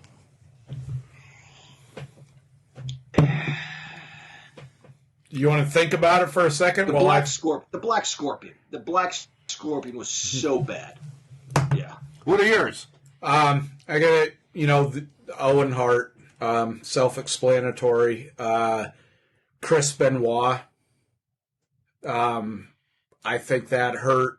Not on the least side of it, obviously. Nancy and his boy. I think that really turned off a lot of people from wrestling justly. And this one, the sale of Georgia Championship Wrestling to Vince McMahon by the Briscoes, because had they not done that behind Ole Anderson's back, Vince McMahon would not have been able to put on the first WrestleMania. And I think it would have kept, at least for a bit of time, it would have kept McMahon from rear sexual intercourse that he performed on the NWA and how he put him out of business. Nice. I would like to know a little more about that, Chad. If you remember that time, the Briscoes were on their way to becoming WWF Tag Team Champions right after that deal. They were featured heavily on TV. They beat Adonis and Murdoch in a non-title match, double submission like the Briscoes were known for, double figure four. And then it just kind of fell off the face of the earth. I'm not sure what happened to those guys. They got their, maybe not the greatest source, but, you know, he's a son of a bitch, but he's honest. Ole Anderson's book talked about this.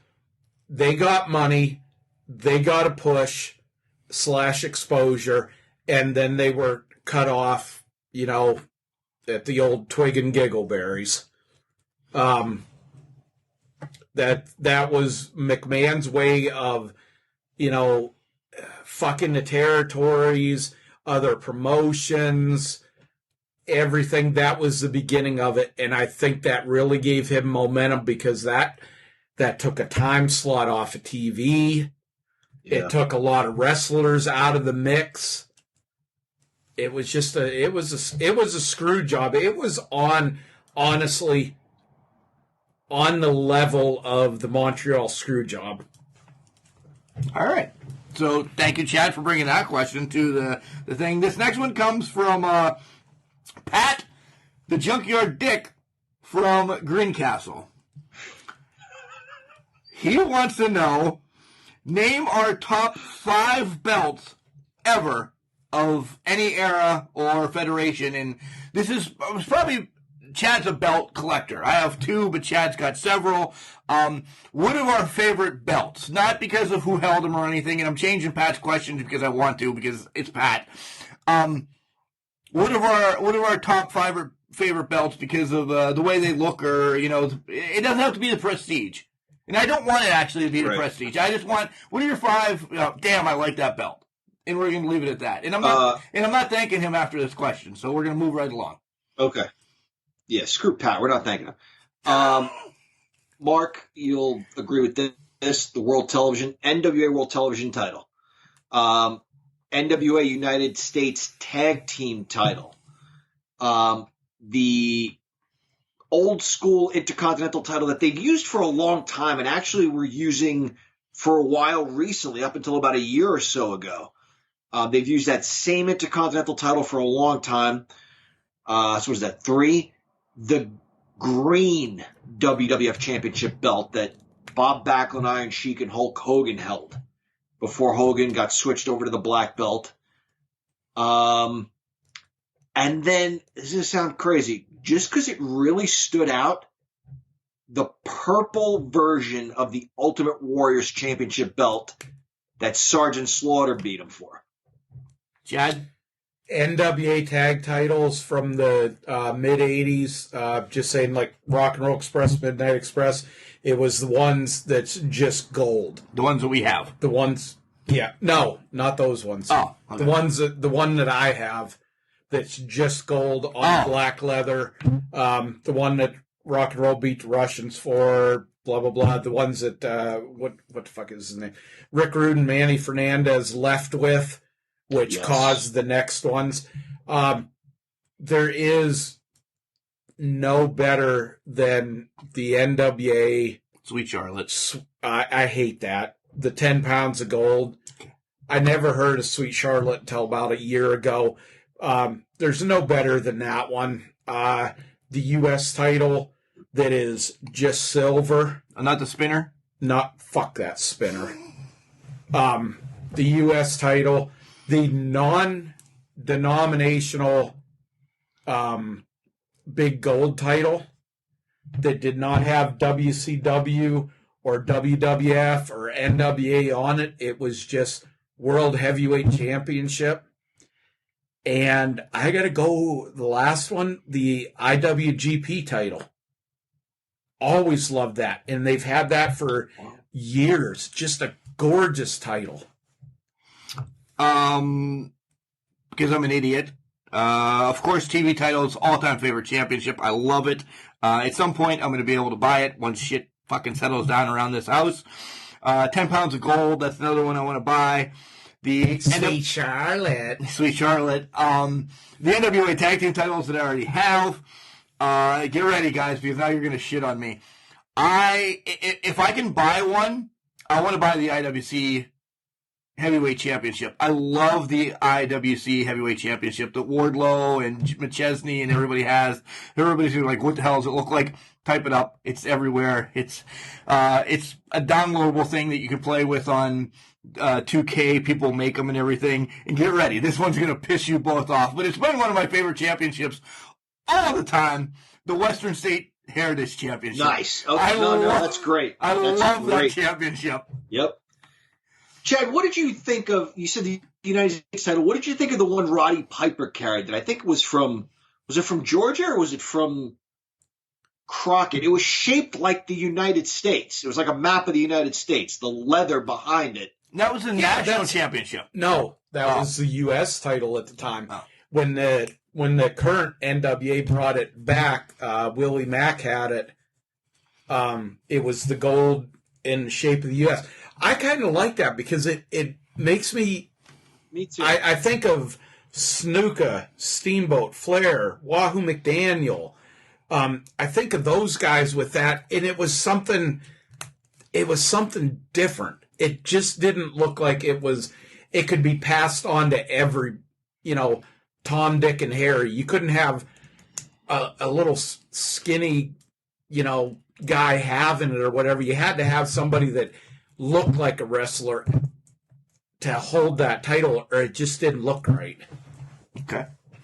So and that was Crockett, right? That was a Crockett belt. Yeah. That was actually before Crockett merged the territories that they had. That was when it was. I think that actually originated with the Grahams out of Florida, if I'm not mistaken.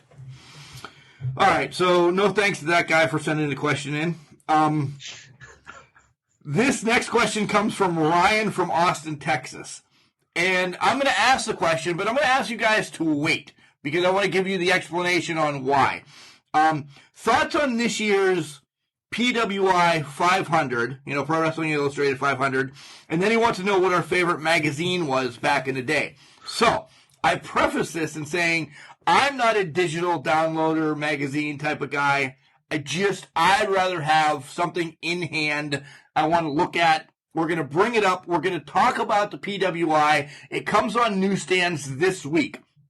I'll have one in studio. We'll be able to talk about it. So I don't want you guys to answer that part of the question right now. Okay? We'll bring up the PWI. We'll talk about it. Everybody knows that Moxley's number 1. Fine and dandy. Cole's number 2, Jericho's number 3. All right, fine and dandy. But we can talk about more of these people. John, and I'll make sure you get a copy of it and everything. We'll be able to talk about that. And I want to make that a little bit of a section of Can Crushers when it's in hand, because I don't like digital shit. I like communications. We do a digital fucking podcast. But when it comes to a magazine, I want the magazine. Okay? So don't answer that part. And Ryan, we'll have a whole special on this in the near future. But what was your favorite magazine growing up? So I used to get PWI. I used to get the Wrestling Observer, but I think there was one called the Wrestling Eye. Yes. If I'm not mistaken. Yep. Yeah, I used to enjoy that one for some reason. It seemed different. It was a little toned down, it seemed. Pro Wrestling Illustrated was a little busy. and the eye was almost kind of soothing. It was just a little bit of information, a little bit of pictures. I got to go with PWI, Pro Wrestling Illustrated. Two things that I loved about it was there was a guy, a columnist in there, Dan Shockett, and he was an asshole. I mean, he was a... Imagine that you like him. No, I didn't like him. He was a fucking heel.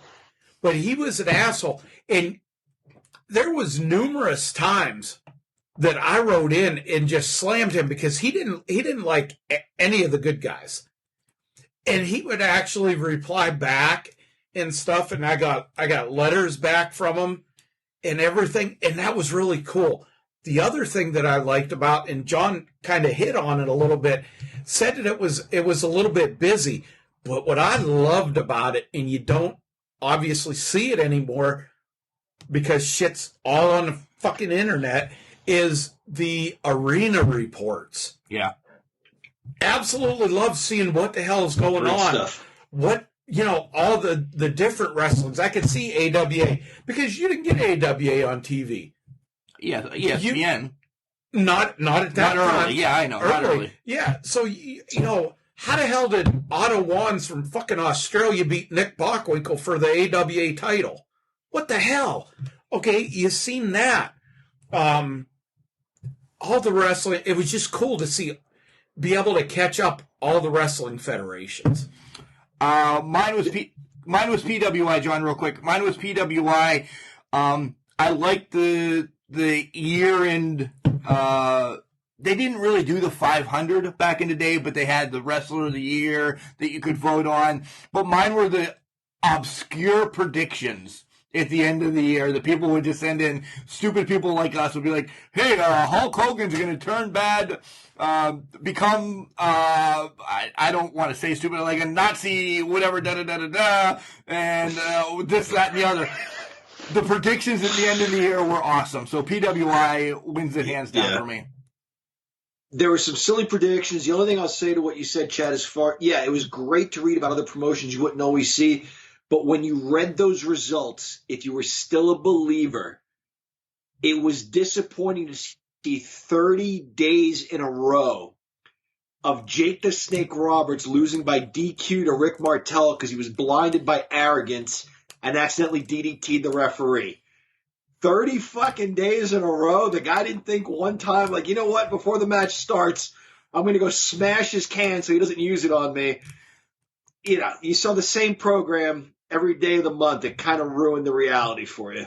Yep. That's from Ryan from Austin, Texas. And like I said, Ryan, we will get to the PWI 500 when we have the magazine in hand. And we'll mention you again. Bring it up again because that's a good discussion. That's a hotbed right now. I know about the shit. Yeah. This is from Ted.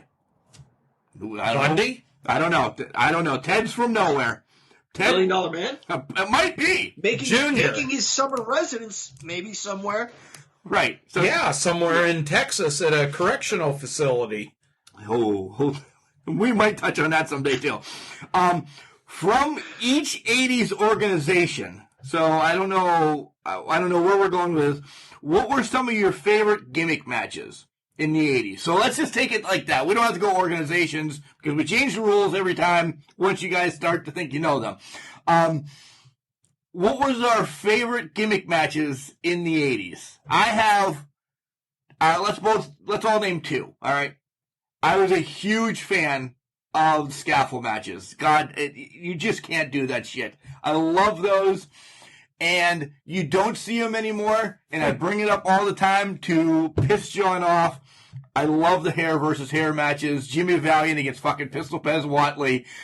God, I love stupid stuff like that.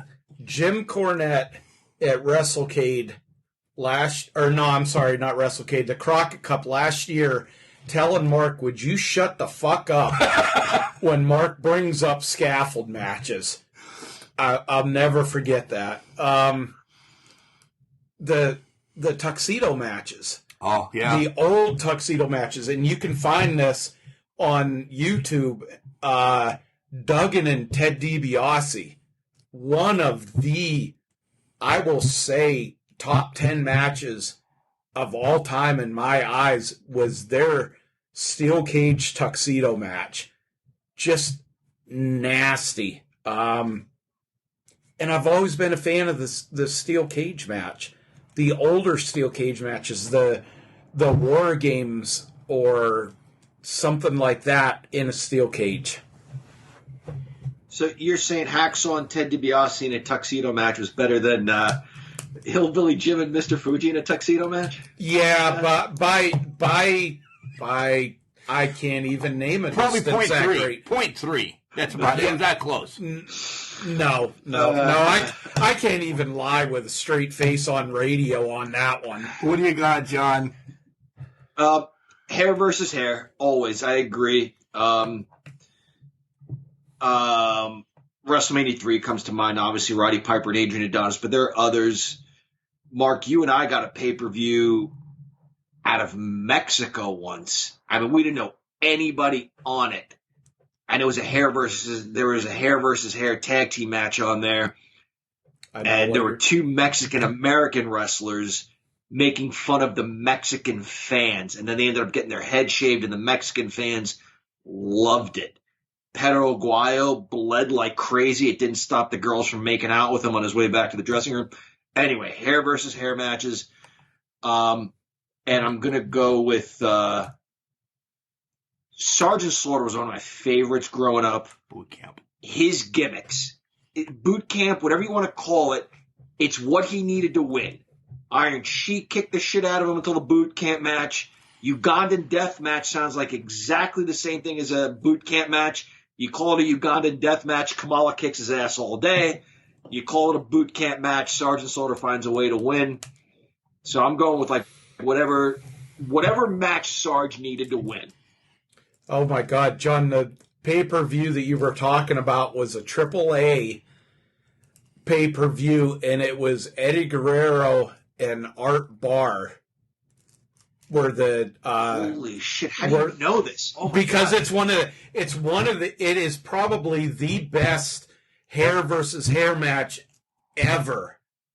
And Guerrero and Art Barr were fucking just in sync. They were the Rock and Roll Express, Midnight Express 10 years before they became. And it's funny when you said pay-per-view, didn't know who the hell was on it, who the hell it was or anything. It was Guerrero and Art Barr, and I can't remember who their opponents were, but I just remember that as a hair versus hair match. So, great question. And they were pretending to swim to make fun of the fans, calling them wetbacks like they're swimming for the border.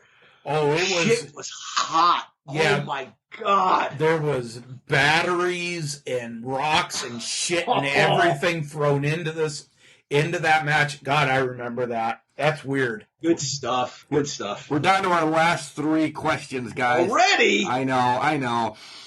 This one's going to be a quick one. Would you guys ever set up at a convention and do a live show? I don't know if this is maybe tailored to me or something. Yeah. I was kind of thinking about when WrestleCade came around this year, reaching out and saying, hey, can we, set up and I don't care if it's in a bathroom stall or something, but just to get shit out there a little bit more. But yeah, by far, it's something I continue to plan to do. We got a YouTube set up that, we were going to do some stuff on YouTube this year. We got some of our interviews on there and everything, but we just can't do a goddamn thing with this motherfucking COVID. So yes, that is. Tell us how you feel, Mark. It's in the works. We got shit set up to go. So Willie from North Carolina, yes. It's always been one of my things to set up and grab fans and just let them come on and chit chat a little bit and then, bring it to the house, I guess. I don't know what the hell that means, but yeah. We've recorded from events, like recorded an interview after a match or something. Right. But we've never really broadcast from an event, that would be incredible. Absolutely. Yeah, for sure. Absolutely, because when you get your best material, any podcast, anything like that, it's when shit comes up out of the blue without not saying that we rehearse, because we don't. No. But when, we usually don't even have a fucking script, guys. Let's just throw that out there. You could be at one of these WrestleCades or something like that, and fucking Ricky Morton and Robert Gibson walk by, or I think Davey Boy Smith Jr., such a nice guy last year, or it could be somebody like Lillian Garcia or something like that, just popping in, and then the fans popping in. Right. Yep. Chad's going to mention everybody we saw at WrestleCade last year. So. No, I'm not. Fuck the Steiners. Yeah. This is the random question that I brought up about this, and we're going to go long because we have another segment to go to talk about some news of the but we're on the last two questions, and I'm going to save them. They're both kind of off topic, but random sports question, guys. Touchdown, motherfucker. That's not it. What's your thoughts on the playoff setup for baseball this year? And it's from Sean from Dagus Mines. That's wow. That's 15 minutes away from the studio. Dagus Mines coming to Can Crushers live. So pretty pumped. We could go on for a hell of a long time on this. We really could. And let's give this a timer, because this segment's already about an hour. It's what's needed this year. Do I want 8 teams from each division going in after this year? No. John's going to go nuts about some of the stats and everything. Some teams don't deserve to be in. It's what's needed this year to keep us a little excited, because we lost 100 goddamn games of baseball. So there's no reason some teams like the Tigers should be 3 games away from getting a wild card when they're 35 games under fucking 500. But they're still in the race, so I still have a chance to see Miggy make the playoffs. No, they're not going to make the playoffs. But it's what's needed this year, Sean, and I'll leave it at that. I am never a fan of more than half a league going to the playoffs. I don't care what's going on in the world. It doesn't make it special. The National League has the potential for 3 teams, 4 teams under 500 to be in the playoffs. Looking at the Phillies, the Marlins.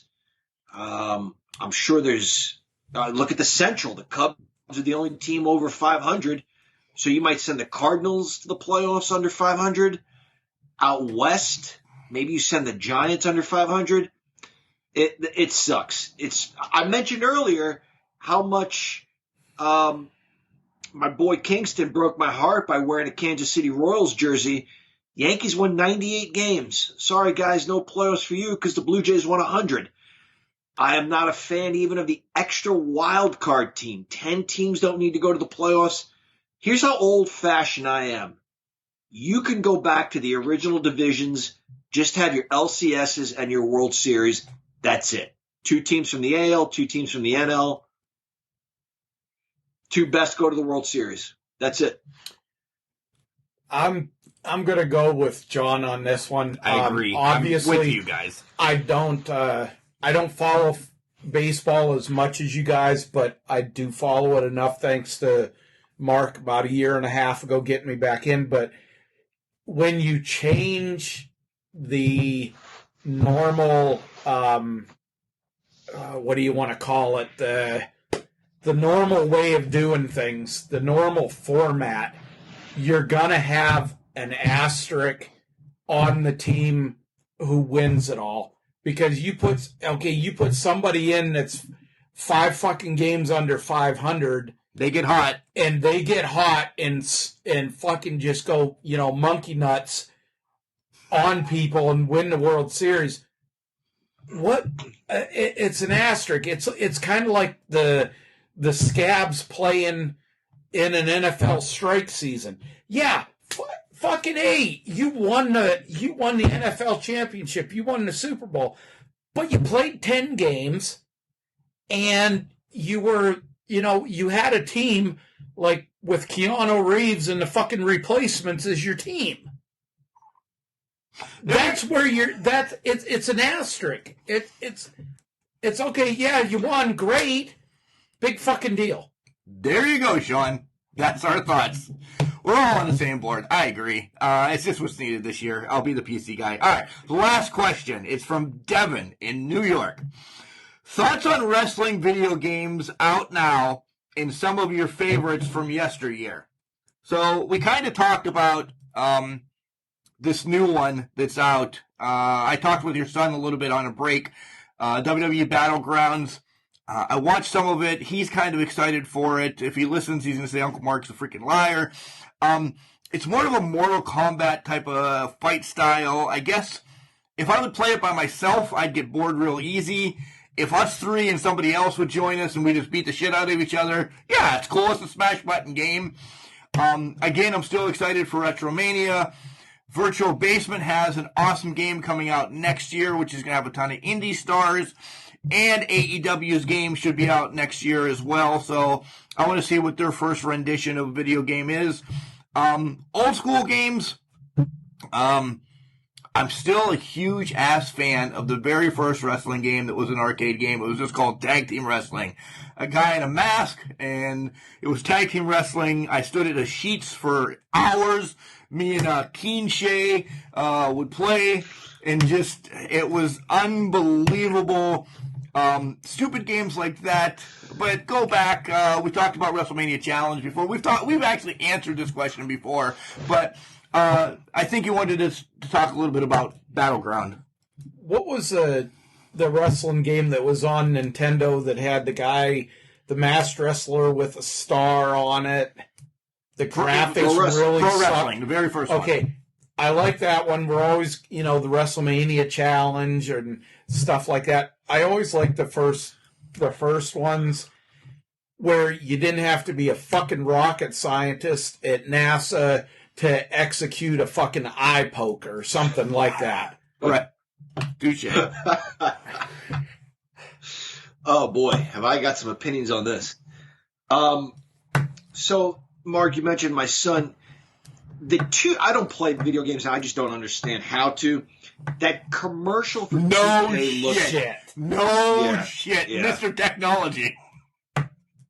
That commercial for the latest 2K looked so good, like where Charlotte and Becky bump into each other and Brett and Shawn shake hands and they squeeze a little too hard and Austin and Hogan eye each other up. That was last year's. And then I heard I heard the game. My son has it. I heard the game was just the shit.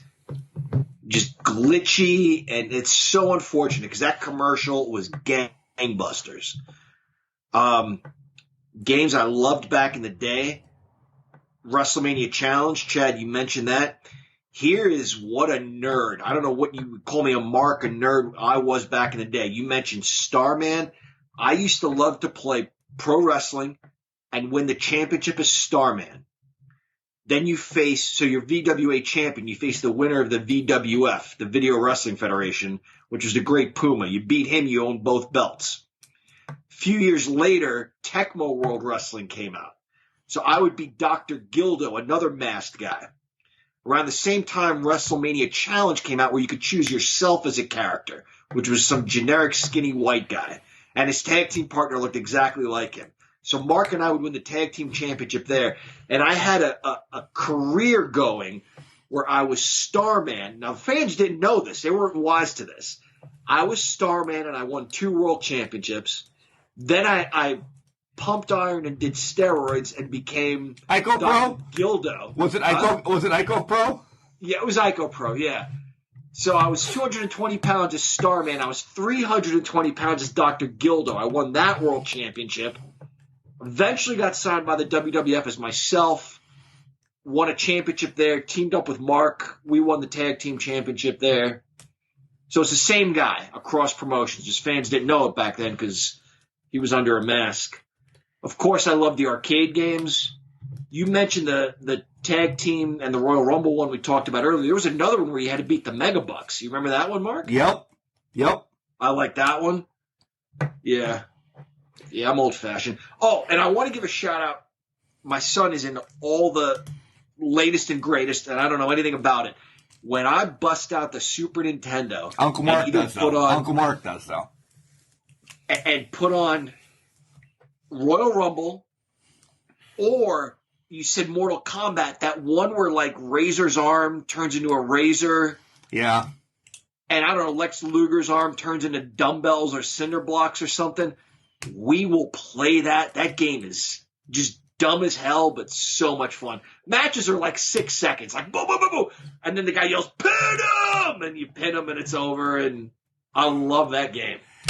Here's a trivia. I'll bet $20 to each of you that you cannot name this. I got to piss, so make this What move from the pro wrestling game I don't know. is where this move originated in this game? I'm not getting $20. And Finn, I'll give you a clue. Finn Balor uses it today. Is it where they jump off the top rope with their knees into the guy's gut? Nope. No. Finn Balor uses it. He does the coup de grace. The sling blade. Who did the sling blade on that? Starman. Come on. Oh, all right. He did like a double cross chop, right? That was one, but when he did his clothesline, he rotated around and followed the guy down to the match. We're playing this is a sling blade. It was an early version of the sling blade. All right. This is long. This is extremely long. If you're with us still, thank you. But guys, fucking Can't Crusher Nation once again. Unbelievable question. Yeah, you guys are awesome. Yeah. Except that guy Pat. What a douche. What an idiot. The most generic question of everyone. What title belts do you like? All of them, you idiot. I'm going to get hate real quick from him. Come on. We love you, buddy. Yeah, no, we don't. All right, we're going to wrap this up quick when we come back. We have some news we want to talk about. We want to talk about Chad and I watched the new NWA. We didn't mention the releases last week. I forgot about that show. Sorry. Go ahead. That's all right. We want to talk about some releases and Molina's in the business, so we'll be back. Hey, this is Jumpin' Jim Brunzell, and my favorite podcast is Can Crushers. It should be yours, too. Welcome back, Can Crushers. We're going to be on for another 45 minutes to 2 hours or 10 minutes, whichever comes first. We got Mark here, who is done pissing. We got John, who's gotten rid of his frou-frou drinks, or at least his 6-foot-long straw. His potato chips. Yeah, he's gotten rid of those potato chips. Holy shit. Christ, with those potato chips. Those cat toys that fucking crinkle aren't as loud as John eating those potato chips. Unbelievable. Yeah. Unbelievable. Okay, let's get this going. All right. Jesus, all of a sudden. Come on. All right, so John dropped the ball on this, and Chad, you came down and we watched the new NWA, I was going to say UPN, but that was a channel back in the day, United Wrestling Network, working with Hollywood Wrestling. And I took some notes, but just in general, go to Fight TV, guys. You can still buy the first 4 for like $24. Couple of dollars in credits for anything. And hey, they have all kinds of shit on there. They have boxing. They have UFC. They have all kinds of pro wrestling. So it's not like you're just locked into it with credits on something you're not going to use. Right. If you watch this live, Chad and I did not watch it live. It was Tuesday night. I was getting ready for work. Didn't watch it live. I heard some feedback that it buffered a lot, this, that, and the other. We watched it great. We didn't have any issues. John has still not watched it. He completely forgot, dropped the ball. Screwed the pooch. But we don't even break down every match. We won't break down every match. No. But just in general, Mike Bennett and Nick Aldis, it was a great fucking match. It was amazing. Some of the talent, the Wolf Zandies, I want to bring up them in the Tribe. 4 big guys that beat the shit out of each other. You saw a lot of the younger guys that I think NWA is rebuilding using them because of Ricky Starks being gone. We really don't know what the hell is up with Zicky Dice. There's other people whose contracts are up. Rose is bouncing back and forth. Clearly the NWA champion, but could AEW say, here's $1 million, drop that someplace and come? I know. They're going to work together. But this was great. This was a great show. From top to bottom, okay, you're going to have stupid little things unless you have a Tony Khan behind you with the money to throw at things. You're going to have little issues. This was fucking excellent. Mike Bennett showed himself to be just as good as he was when he was in Ring of Honor and was various champion in there. This was a good pay-per-view. I would put this, if it was $10 a week, I would buy this for $10 a week. Yeah, easily. Camille had a nice showing against Heather Monroe. Holy shit, she's ripped now. She looks like, not to talk about her costume, but she looks like a Roman gladiator the way she is chiseled. Holy shit. Yeah, so guys, if you can watch that, buy the 4-pack. You can go back and watch that one before Tuesdays comes out at 9 o'clock and watch it live, or watch it Wednesday as we watch it and everything. Speaking of watching, I have to dig into the Facebook while you guys are talking a little bit more, because I did forget to tell you guys what we're doing next week. It was a question, but it's also, hey, I'd like to request a watch-along. There's not much going on next week, so we can do a watch-along. And our homeboy, Mike Olowinski, or however the fuck I butchered his name the last time he was on, send us another request, and I'll give it to you here in a minute. So, all right, that's the NWA stuff. Awesome. Watch it. John, pick your shit up and get on gear. But what else you got, Chad? Just in closing. We're not in closing yet. You want to talk about the releases, you said? The releases? Oh, Melina is not going to WWE. She's kind of pissed. Kind of sad that kind of stuff's been reported. We forgot this last week, but Jerry Briscoe was released by WWE. Touched on a little earlier. If not for Jerry and his brother Jack selling George Championship Wrestling, controlling stock to Vince wouldn't have been able to put on WrestleMania 1. How would that have changed the landscape of wrestling? Mike Rotundo, the father of Bray Wyatt, and I'm sorry, what was the other one? Bo Dallas. Released, and he was just backstage. He is happy as shit about his release. That's one thing that I've seen. I'm happy as shit about that, because now I think you're going to see Mike out doing some WrestleCades or something like that. And come on, I want an IRS signed picture. I really not Soup Geist. No, IRS signed picture. IRS. We want the IRS, right? And what do they say? Imitation is the sincerest form of flattery. Sorry, Soup, not with this one. Yeah. So that's kind of what. In a nutshell. And I said Mike Olowinski. You know who that is? It's Mike Wazowski, as I was thinking about, and I put this poor bastard, and I mean it nicely, and I will say your name as perfectly as I cannot. That's a guy from Monsters, Inc., is who I was thinking about. Nick is a great Can Crushers fan. He talks to us a lot. His name is Nick Opalewski. Opalewski. So that's Opalewski. Yeah, Opalewski. I cannot remember my own child's name sometimes, so you think I'm going to remember Nick's name and call him Mike Wazowski from whatever, Monsters, Inc. I can't even remember the movie. But Nick sent in, hey, can we do another watch-along? Yes, Nick, we'll get to it. We got a lot of shit going on, Nick.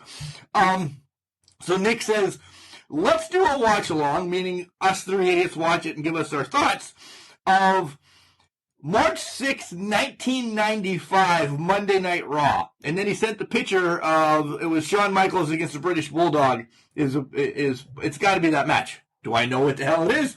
No, I don't. But that's what we're watching next week. March 6, 1995, of Monday Night Raw. I'll be guiding the English professors through the WWE Network to find this week. So that's my goal this week. So March 6, 1995, that's the year of WrestleMania 11. You've got Shawn feuding with Diesel. In fact, they meet at WrestleMania 11. And the Bulldog is teamed up with Lex Luger as the Allied Power. So my guess is Sean's the villain in that match. Bulldog's the good guy.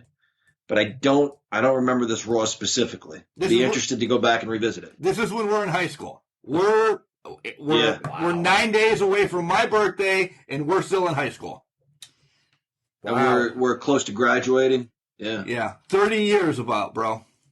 Bulldog Michaels was always a great match, so I'm sure that one on Raw will be no exception. 1 month before the Diesel Shawn WrestleMania, I was stationed in Germany and went to Stuttgart for a show, and the main event was a street fight, Shawn and Diesel for the title. The best match I've ever seen in person in my life. But I'll throw something to that, talking about that. So, Nick Opolewski. Nick. I'll butcher it next week again. By the way, your football game's over. I see Miami won. Of course. All right. Even though the fucking referee... Was it for the soldiers, Chat? What's that? Was it for the soldiers? Were you among other U.S. soldiers, or were you just among the general German population? I was among the general German population. It was interesting. It was a show in Stuttgart, Germany, about an hour and a half, 2 hours from where I was stationed at Rammstein. They were a good band. Was it Rammstein? They played Rammstein, jackass, Rammstein, Germany. Okay. But they WWF always came over there. This show, the original Goldust with Terry, The Undertaker, Paul Bear. Oh, fucking awesome show. And it was all 95 was a good year. Pre-WrestleMania matches. Almost every one was what you seen at WrestleMania that year. That's the Rammstein song I remember. Oh, okay. What are we going to next? That's a Rammstein song that I remember. Okay. All right. Yeah. I don't know. I'm out. I got nothing else to bring to this freaking Ads Can Crushers. Okay. Chad, you got anything else? I'd just like shout out to probably one of the biggest wrestling fans I've ever known, if not the biggest one. Today was my mom's 84th birthday. Of course, Mom passed away in 2012. Just reminded about, and Mark knew about her passion wrestling, and I told John on a break that she was somebody who knew the stuff was probably not on the up and up, but she still loved it and would lose herself in Magnum PA. In Magnum PA. She was a huge Bob Backlund fan, hated Jim Cornette, always said she wanted to shove the racket up his ass in a non-pleasureful way. She huge. We miss her. It'll be 8 years this October that she's passed away. Not a day goes by, Mom, don't think about you. Happy birthday. Happy birthday, Mom. John? Sort of along similar lines as what Chad mentioned, but, obviously a different situation. And happy birthday to your mother. I lost a friend about a month ago, and he was a Can Crushers listener, and he commented on our stuff on our Facebook page and followed the tournaments. His daughter was visiting earlier tonight, hanging out with AJ, and it was kind of a sudden thing. He was a good bit older than we are. We're in our 40s. He probably had a good 20 or 25 years on us, which is still not terribly old. And it was sudden. But he was a good listener of our show and a good friend of mine. His name's Mike. Lost him about a month ago. It was good to see his daughter tonight. She's holding up well, and I'm glad she came over to hang out with my kid, and they had a good time. And hopefully, hanging out here helped her to, forget about her problems a little bit. But Mike was a great wrestling fan in the 60s and 70s of the Pittsburgh scene and could throw out some obscure names from the studio days. We tend to think we know a little something about the history, but he'd have us scratching our heads with what he could throw out there. But probably lost interest in the 80s when we were kids, when we were watching. He was probably our age now. Still listen to the show and still followed us on Facebook, which is very cool. So shout out to my good buddy Mike, who's gone a little too soon.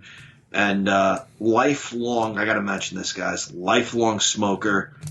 And that's why he's not here with us now. So, guys, really, if you're listening and you use tobacco in any form, I know we like to drink on the show and have a good time. There's probably not anything worse for you guys. So try to kick that habit if it's a habit of yours. Guys, and not usually the way that we end the show, but we just want to tell you, I always use the saying that we're always transparent and everything.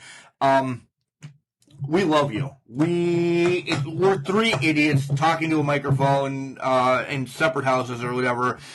We love this, and what you guys, Can Crusher Nation, does for us week in and week out. We haven't had a spotlight in a while because some wrestlers are blowing us off, and whatever. We won't throw names. We won't throw hate. But some stuff's going on. I understand. We love doing this show. We love it. And if it wasn't for you guys with the continuing, we love you, and the questions that I don't know where you guys come up with some of these questions. They blow my mind. I'm glad I get to see them before these two idiots do, so I kind of have some idea what I'm going to answer. We love you. We do this for you. We do this for us. We do this because we love wrestling. So thank you. Thank you from the bottom of my heart.